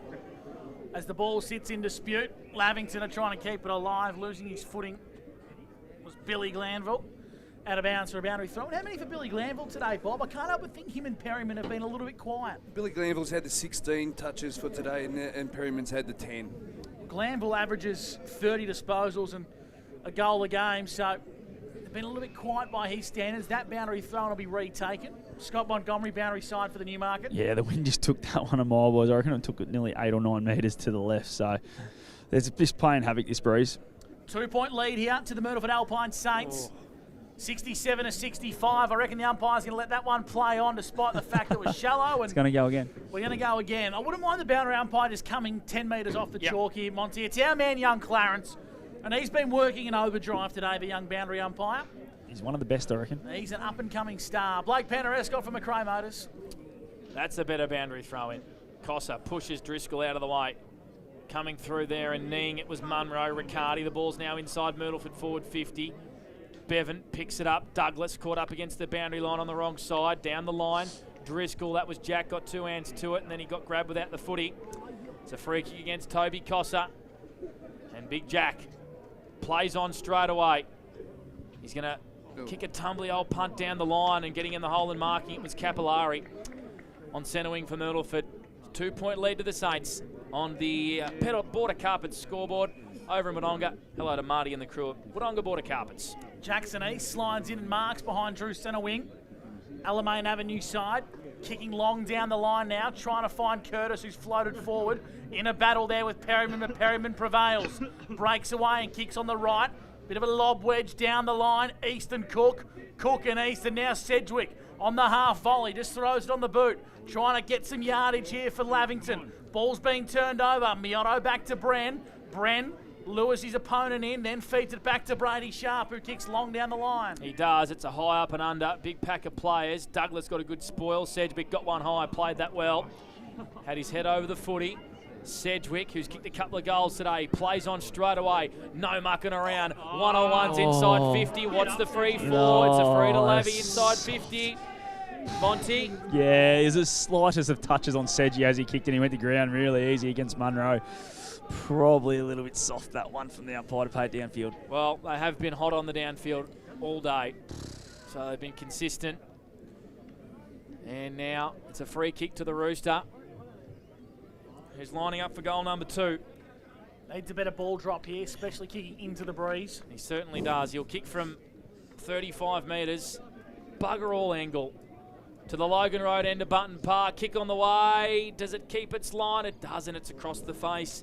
Margin back to 1. 66 plays 67 for Border Carpets. We've played 7 minutes for NZ. We've got a close one in the qualifying final, Gussie. Bob J for 40 winks. Inside 50s. Lavington have dominated that in this first part of the last quarter, 5-1. The margin sits at 1 point. The barest of margins, Myrtleford 67, Lavington 66. Good mark taken out in front. Jesse Hart plays on for the Panthers inside 450. Sliding in was Swinnerton. He's going to pay it to Big Rooster. Is he going to pay it to Ulsterhoff? He's going to pay the mark. Nah. Free kick. It's going to go the way of Ulsterhoff and Lavia brother Swinnerton. Yeah, Swinnerton's dirty. It's a good grab by Swinnerton, but yeah, the free kick was obviously paid before the mark was taken. How often do you see a big key forward want the small to take the kick? It probably gives you a sign on how much pressure's on this kick here for Oosterhoff. 1 goal, 2, and a couple out on the full for the Rooster, Gussie. He's improved his goal kicking in 2025, but today this hasn't been his day. But it's all about moments in finals, and this moment will give Lavington the lead by 5 points. 25 metres out, slide angle, into a big breeze, and he's hooked it. Lucky to score. Scores a level here in the qualifying final. 10-7, 67 apiece. Myrtleford and Lavington, thanks to Mac Jack Sheds. Kick in was a bit interesting from Simon Curtis. Driscoll wrapped up in a big tackle by Munro on centre wing. Saintswood holding the ball. Umpire says no. We'll have a ball in right in front of Monty for the Newmarket. Yeah, we spoke about it pre-game, the tackle pressure that Myrtleford had to bring today, and they've been spot on all day with their tackling. 8.5 gone for NZ. The Saints fans providing plenty of advice down below, which is what we love to see. A few cold refreshments getting drunk down below, which is what we like. Tony Murray's serving them. And bring one up. And a free kick to Myrtleford, holding the ball on centre wing. It's big Toby Cossa, the recipient of the free kick. 9 minutes gone here thanks to NZ. He goes to Sharp. Oh, shake and bake from Jake. Long down the line, shallow entry, flying over the top was Patton. Unrealistic. Myrtleford need to take the time here. Clever from Collegiero. Free kick to Riley Sharp. I reckon he's got the distance, boys. I'm backing him from here, and I reckon he'll just kick it out to that right-hand goal post, and he'll curl in Well, he's perfectly. going to have to kick at 55. He's got it in him after last week. He's on a 45-degree angle, and he doesn't look confident. Which way's the breeze going, Monty? Sort of from right to left goal post. So Riley Smith, he'll kick from 55 metres, 15 metres out from the boundary. He just sets sail, pops it up to the hot spot unselfishly, needs a flyer, touched on the line, mid-air shot from Simon Curtis, didn't make connection. It's another minor score. Myrtleford 10-8, Lavington 10-7 here on the Mac Jack Shed scoreboard. Nick Patton's going to play on straight away. Run every bit of 35 metres and pump it long out to the far side. Oosterhoff got pushed under the footy. Umpire said play on, and Myrtleford win it back. They reload once again. Coming across the front of the pack was Driscoll. Caligero's clever in these situations. Turned it over. Lavington through Bennett. Kick it straight in the middle of Button Park. It evades Beatty. O'Brien hand passes to space. Under pressure there is Nick Newton. Had to get a handball away. Myrtleford through Maraka. He got a high free kick. Josh Mareka gets a high free kick on the point of the square. He plays on straight away to Beatty, who kicks into the pocket in front of East. Oh, well done, Charlie Douglas. A brilliant defensive spoil. Glanville gets the ball for the Panthers on the far side. And he kicks, just trying to find grass, but Del Bosco got there, out of bounds for a boundary throw-in. We've found a new gear in the qualifying final, Monty, for the Newmarket. How good a spoil was that from Charlie Douglas? I tell you what, the kick was perfect from East inside 50, but Douglas was able to close some space really quickly and get a fist on it. 1 point lead to Myrtleford, 68-67. Thanks to Wodonga Border Carpets, the 11-minute mark of the final term. Clever handball over the top from Smith onto Maraka. Maraka centres the ball to the top of the square. Here's Sharp, got a good bounce. Jake Sharp on the right. This to a 7-point ball game. Come of the moment, come of the man. The former coach, Jake Sharp, kicks a crucial goal.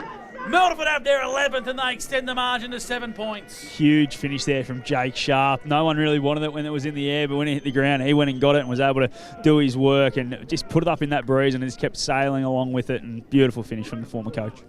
Such agility there from the big fella Monty, wasn't there? Inside 50s, Myrtleford have picked up the last 3 inside 50s and put some real pressure on the Myrtleford defence. And you know, the play around the stoppages has really lifted as well, where the Myrtleford Saints have won the last 3 or 4 straight. 11 minutes gone for NZ. That's Jake Sharp's second goal. How important of a goal is that for Myrtleford and Jake Sharp? They have the momentum. Declan Brand out the front of the stoppage, kicks to a vacant goal square. And John O'Spanner playing the goalkeeping role safely for Lavington Marks. Margin at 7 points. Myrtleford lead at the 12th minute. Jack Glanville on the far side of the ground is going to kick as long as he can. Big fist from Diesel. Punches it over the boundary line, and we'll have a throw in on the far side. Bob Jackson for 40 winks. Inside 50s, as I said, is 6 apiece. Myrtleford starting to get some centre clearance dominance as well. They've won the last 3. Last two, sorry. Hope you're enjoying the coverage on 2AY, Edge FM and Snap Print Solutions TV. 1,200 tuning in right across the globe. Where Myrtleford lead by 7 points. Ball's in dispute on the far side. We've got a hold free kick going Lavington's way, Mons. It's going the way of Aiden Cook there, so just in that ruck contest again. Oof. Dangerous ball. Sean Driscoll mops up for Lavington, kicking down the line. Out in front. Nice mark. Tom Capillari standing up for Myrtleford across half back. 74 plays 67 here on O&M Live, and Capillari has Sheridan in hand. He's going to kick to the Alamein Avenue side. Finds a mark. And it's in the hands of Tenardi. How many for Tenardi on the Mac Jack Sheds? Tenardi, 21. Every one of these disposals so incredibly important. Down the line, kick had too much on it. Cook wasn't expecting it. Hit his chest and now goes out of bounds for a boundary throw-in. True centre wing on the far side. 67 to 74. Myrtleford lead Lavington. Thanks to Mac Jack Sheds and Border Carpets. Jackson East just stretching the calves. Monty on the bench. Yeah, he's obviously just primed himself to go for the last 10 minutes here. He's had a massive first half. Just needs to get back in the game with Drew Bevan tagging him. Sedgwick out of the stoppage. Tumbling old kick to half forward. It gets out the back. First one there is Curtis, who's very happy to see that over the boundary line. All of his experience and wise, Simon Curtis, to run it out in front of the supporters that cheered him so heavily when he was the premiership coach for this side, Lavington. All the Lavy fans out there under that marquee and that far side on the scoreboard. They trail by 7 points at the 14th minute mark for NZ. Smith, good hand pass out to Capillari, who moves through traffic beautifully. Torpedo punts it in front of Calagero to half forward. Big bounce. Annette punches it backwards here for Lavington. First there, though, is Lockie Murphy-Dale. Gives it to Riley Sharp. Probably wasn't the greatest of options. He was running backwards. He gets it back, though, Lockie Murphy-Dale. Kicks off a step. Munro's there, floating across as, I think it's Bennett. Patton, you're right. It is Nick Patton who takes the mark for Lavington in defence. 67 to 74 for Mac Jack Sheds. Only one goal in this final term to Jake Sharp to see Myrtleford in front by 7. Spina for Lavington down the line, finding Sanson true centre wing. Dog Park side, and he chips the ball down the line. Well done, Bren. Got a crucial fingertip. Myrtleford mop up. Riley Sharp retreats via hand. Del Bosco in a lot of trouble. Got rid of it. Umpire said holding the ball. Bullshit. Much to the disgust of the Myrtleford fans, it's going to be a free kick to Ed Perryman. Inside 50 for the Panthers. Poor entry. Clever from Capillari. Beatty held without the footy. Umpire put the whistle away. Diesel has a third crack at it. Nick Newton's got his head over it. Umpire should blow for a stoppage. We'll ball it up between the centre square and the 50-metre arc, Monty. Yeah, a bit going on off the ball too. Nico Sedgwick and Jake Sharp just saying how you going a little bit, so I don't mind saying that. It's intense down here. Desperation in the qualifying final. Everyone knows what's at stake. There's a free kick and a whistle. An advantage has been taken by Charlie Sanson, who kicks a point. Ball's going to come back. The umpire never waved his arm for advantage, so I think it's going to be Perryman that will get a free kick for a hold against Del Bosco at that stoppage. He's too far out to score with this breeze, is Ed Perryman, who's had some sort of debut season in the Ovens and Murray, the boy from Colin Gully, averaging 26 disposals. Kicked 13 goals for the year is Ed. He's inside the centre square. Lead comes from O'Brien. Ignored that. Shawnee Driscoll has found a little pocket of space, but he's crunched straight away by the defensive Myrtleford and Capillari. We'll have a ball up, 30 out from Lavy goal. 67 plays, 674. Myrtleford lead by 7 points at the 16th minute mark for NZ. Fourth term for Mac Jack. Ball up deep into a Lavington attack. Perryman breaks away. Handballs to Jack Glanville on the left, smothered off the boot. In the pocket, big Riley Smith just pumps it as far as he can for Myrtleford. They avoid a scare. Ball's in dispute.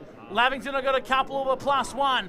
Bennett's one of them for Lavington. Kicking inside, forward 50. In dispute, out the back and assisted across by Riley Calveen. In front of the Border Carpet scoreboard, which reads Myrtleford 11-8-74. Lavington 10-7-67.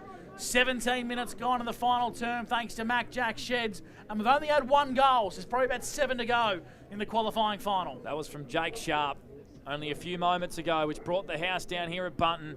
Calveen dropped the footy. Yep, that's holding the ball and a free kick to Lavington. In fact, no. I think he paid a legging. Right, okay. Pointed the wrong way, Panda.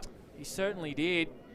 And Calvin is the recipient of the free kick instead. The kick was poor though. Capillari under pressure. All this happening at half forward for Lavington. Beatty had to be good, and a bloody oath he was. Spun out of trouble. Kicked straight into Lockie Murphy-Dale in the middle of Button Park.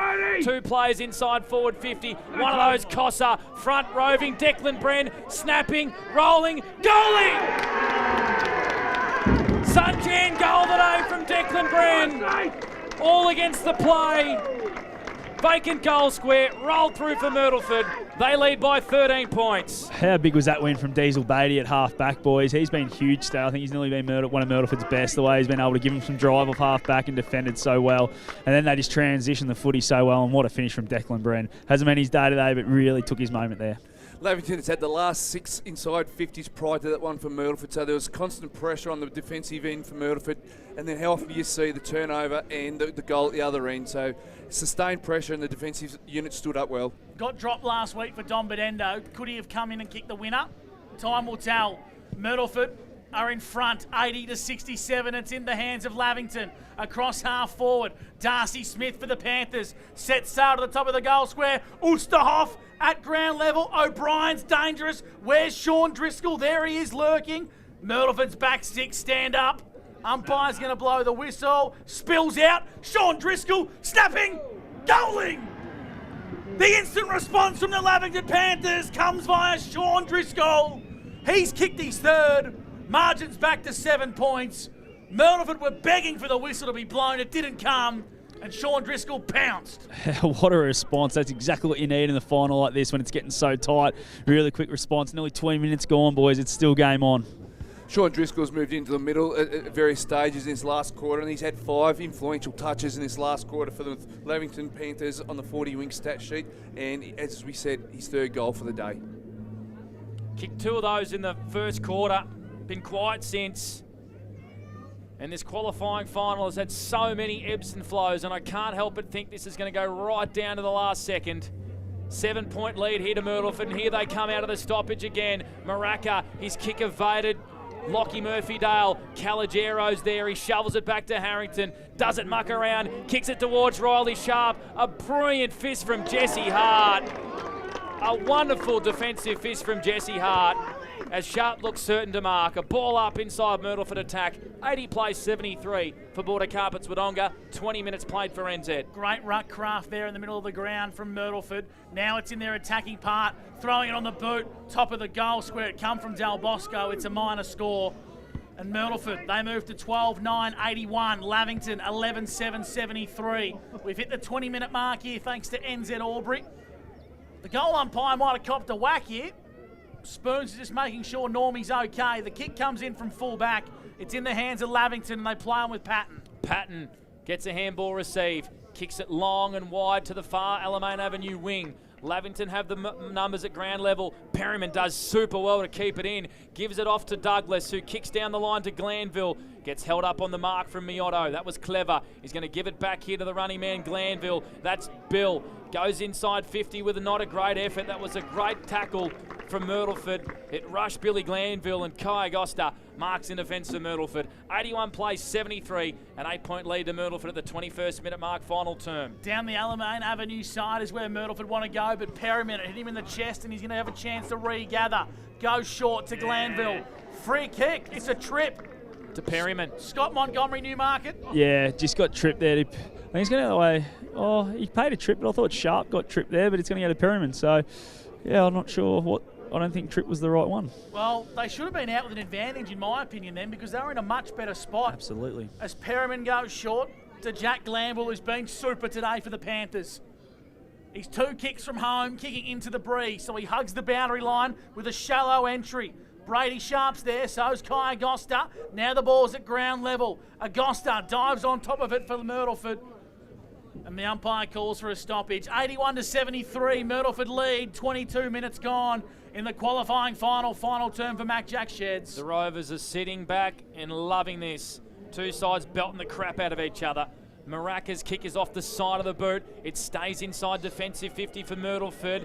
Harrington thought he got his jumper held. That's a great one-on-one battle between him and Costello. Munro lends a hand, kicks to half forward, straight through the big Dukes to Riley Smith. It gets out the back. Bevan under pressure from Calogero. His kick's turned over at half forward.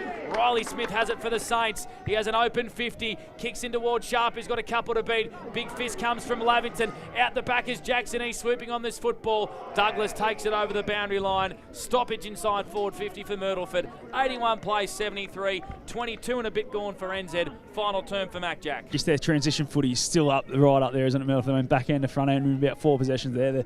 They're still looking sharp. Clever tackle from Jackson East to get a boundary throw in, not a minor score. Smith in the ruck, lost the battle and it spills out the back. Lavington have numbers. Jack Glanville, he's been everywhere on the wing and he finds his left boot. Sean Driscoll's worked up the ground, got a bad bounce. Beatty hot on his heels, out of bounds.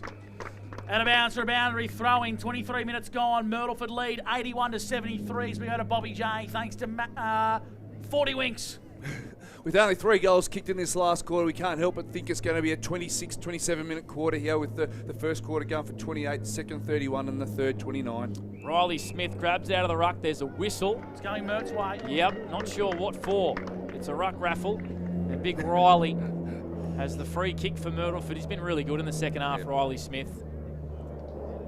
Kicks into the pocket. Lead comes from Riley Sharp. It's been marked at the front almost by East. Riley's good enough to pick it up at ground level. Gives it off to Munro. Snaps from the boundary. It's tumbling. It's through for a minor score. Margin out to 9 points. Still 2 kicks for Lavington.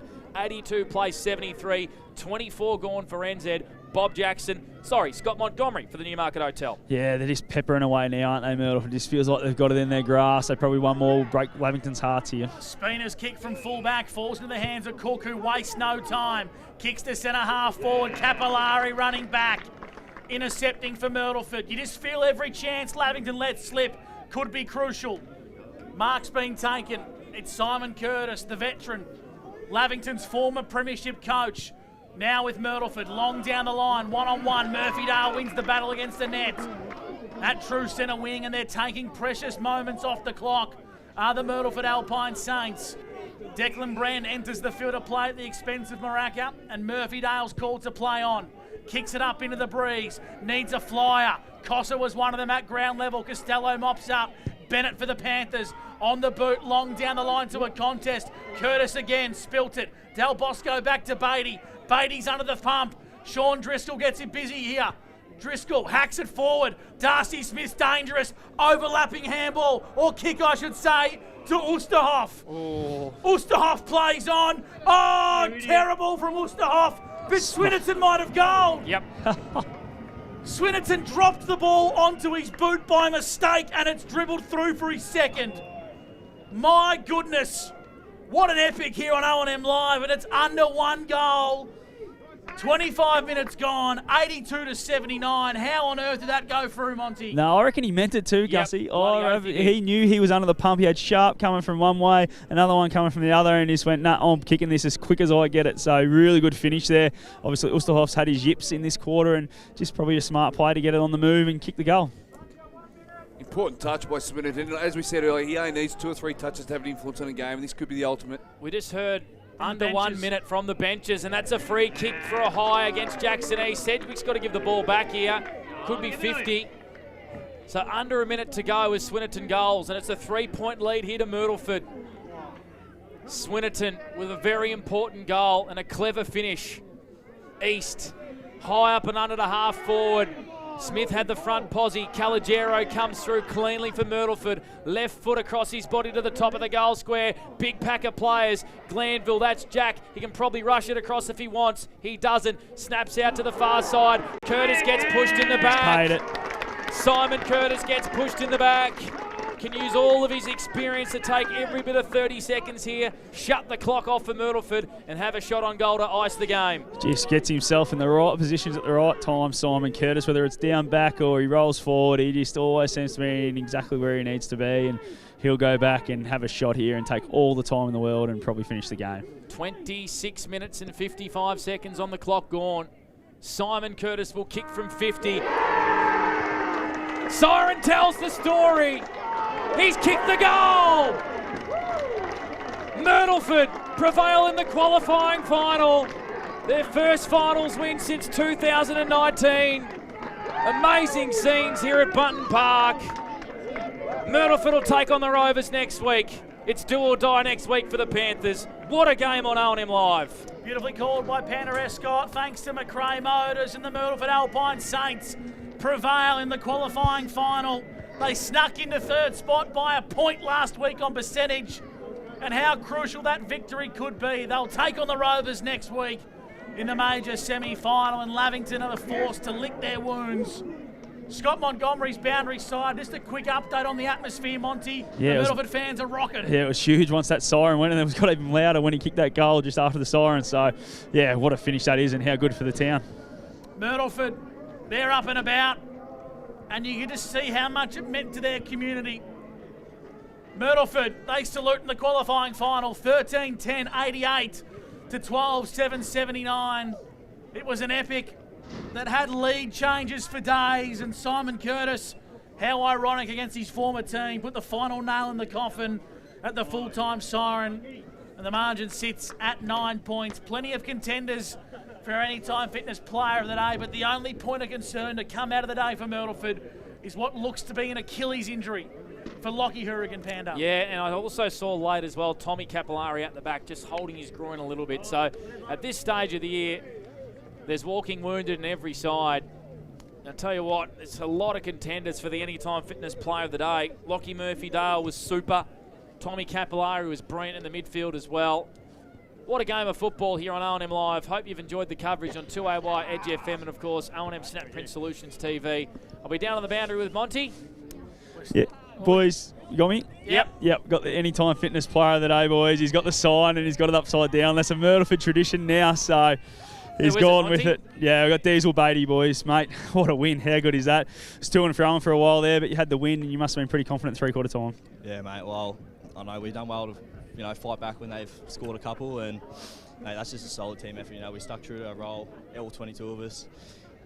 We'll be by, 9 points. Pretty tough game. We haven't beaten them all year, and it just feels awesome. And to be a man down halfway through that third quarter, your back six, one of those members goes down, you're all sort of just galvanised and we're able to stand up under the pressure. Yeah, I think our back six, mate, we're the best back six in the league. We just gel so well together, so strong, tight-knit group, and yeah, how good's that? It's lost the words a bit. It's good. It's going to be a massive party tonight back in town, mate, and you get ready to go for the Wang Rovers next week. Yeah, big challenge, same thing. Lost them a couple of weeks ago, but I think we know how we need to attack the game after today's game as well. Well, enjoy it, mate. Make sure you rest up and get ready for next week, and all the best. Will do. Thanks, mate. Appreciate it. Diesel Beatty, our Anytime Fitness Player of the Day. His run and carry off halfback was fantastic, and he had some really good important one-on-one wins, and that's a good call from Monty. An obscure call, but one that I'm happy with, Gus McLeod. Monty, I think absolutely nailed it. Looking at the 40-link stat sheet, there was no huge standouts, but Diesel Beatty's impact, I thought he was tremendous. Yep. His defensive pressure was outstanding. He stopped a lot of goals, and his drive off half-back is something that we've been screaming out for him to do for so long, and that's clearly, in my opinion, the best game I've seen Diesel Beatty play for Myrtleford. I reckon in the last 6 weeks he's been really impressive for mine. I've seen him 3 or 4 times now, and his drive is just something that he's added to his game. He was probably that small forward wingman role for a while, and now he's gone back, and he got dropped early on in the year, you got to remember too. So for him to get back in, he's really solidified his spot in this side. And I thought today, if we go back and have a look at the Premier Datas on Monday, he would have had 22, 23 touches, and I thought he did a really good negating role as a small defender as well. Whereabouts are you, Mon? Just got my hand up, corner of the square. Yeah, get the hell into the rooms. I'm going, it's going to be a party. They are chock-a-block. I'll get in there early, boys. You won't be able to move in there as Myrtleford walk off slowly with Lockie Hourigan. And that's the only sombre note to come out of this game. And we'll watch and track the progress of Lockie Hourigan's injury as best we possibly can. We're no experts, we suspect an Achilles from where we've been situated. It was a nasty one, Bobby, and fingers crossed for Lockie, he's okay. Yeah, as he walked past and tried to regather himself and get back onto the ground, we sort of asked, gave the signal to see if he was any good, and he gave us the thumbs down, which is unusual, but he's a very important player to their back six, but they held up quite well in that last quarter with the constant pressure that they were under. There was, Monty might sound like he's inside the change rooms there, and they're very excited over there, and rightfully so. There was a lot of emotion last week after the game last weekend, Blake, the Panther that we were.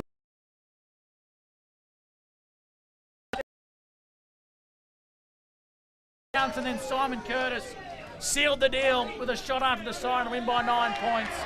Myrtleford will take on the Rovers next week for a spot in the big dance, and they're going to sing the song loud and proud when the Saints go marching in. On the Alamein Avenue side, here's the song from Bunton Park.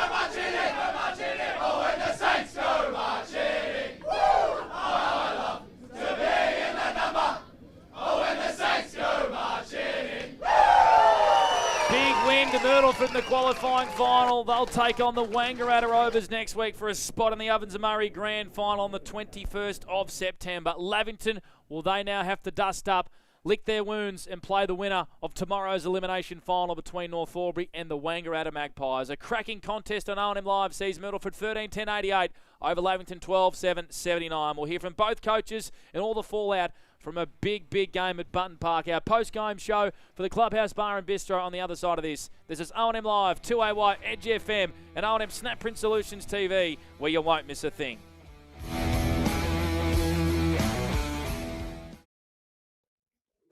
Adroit Insurance and Risk, your local insurance advisor, able to tailor insurance programs to support your business. And we're proud to support our local community.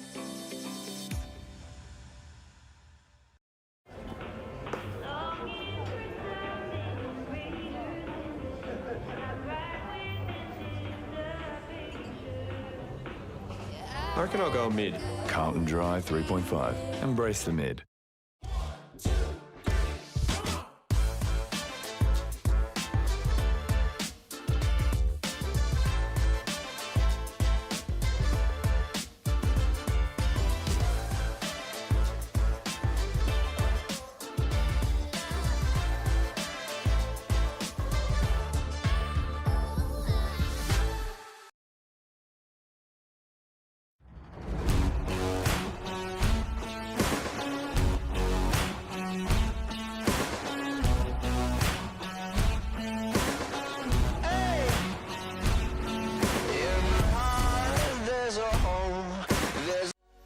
What's your future look like?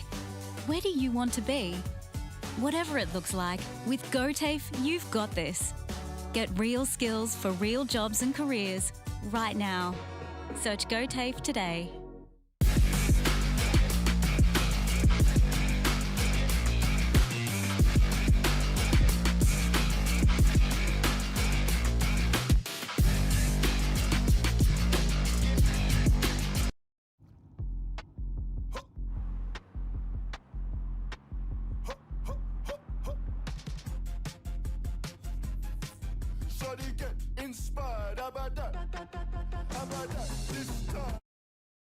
The new Nissan Navara has landed at McRae Nissan with a tougher, more rugged design, Nissan intelligent mobility, advanced off-road capabilities, and a host of on-road refinement. Test drive one today at McRae Nissan.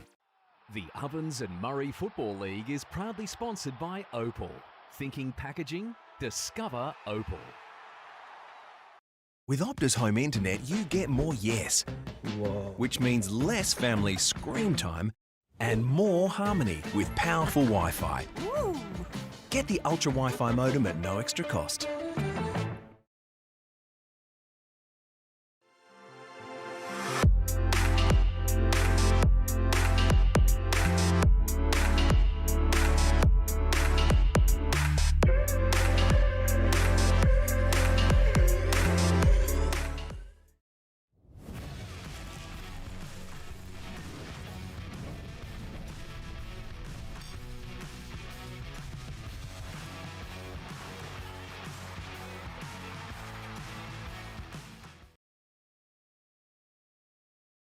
Welcome to Sundancer Homes. We make building your dream home exciting and stress-free. Backed by over 30 years of experience, one of many reasons why we provide a lifetime structural guarantee. Visit our information centre at Dean Street, Albury. This goes out to all the runners, the racers, the chasers, out of the box, and primed for the show. On your marks, get set. running till late, being first out the gate. Get the fit you need. The Athlete's Foot. Fit for every run.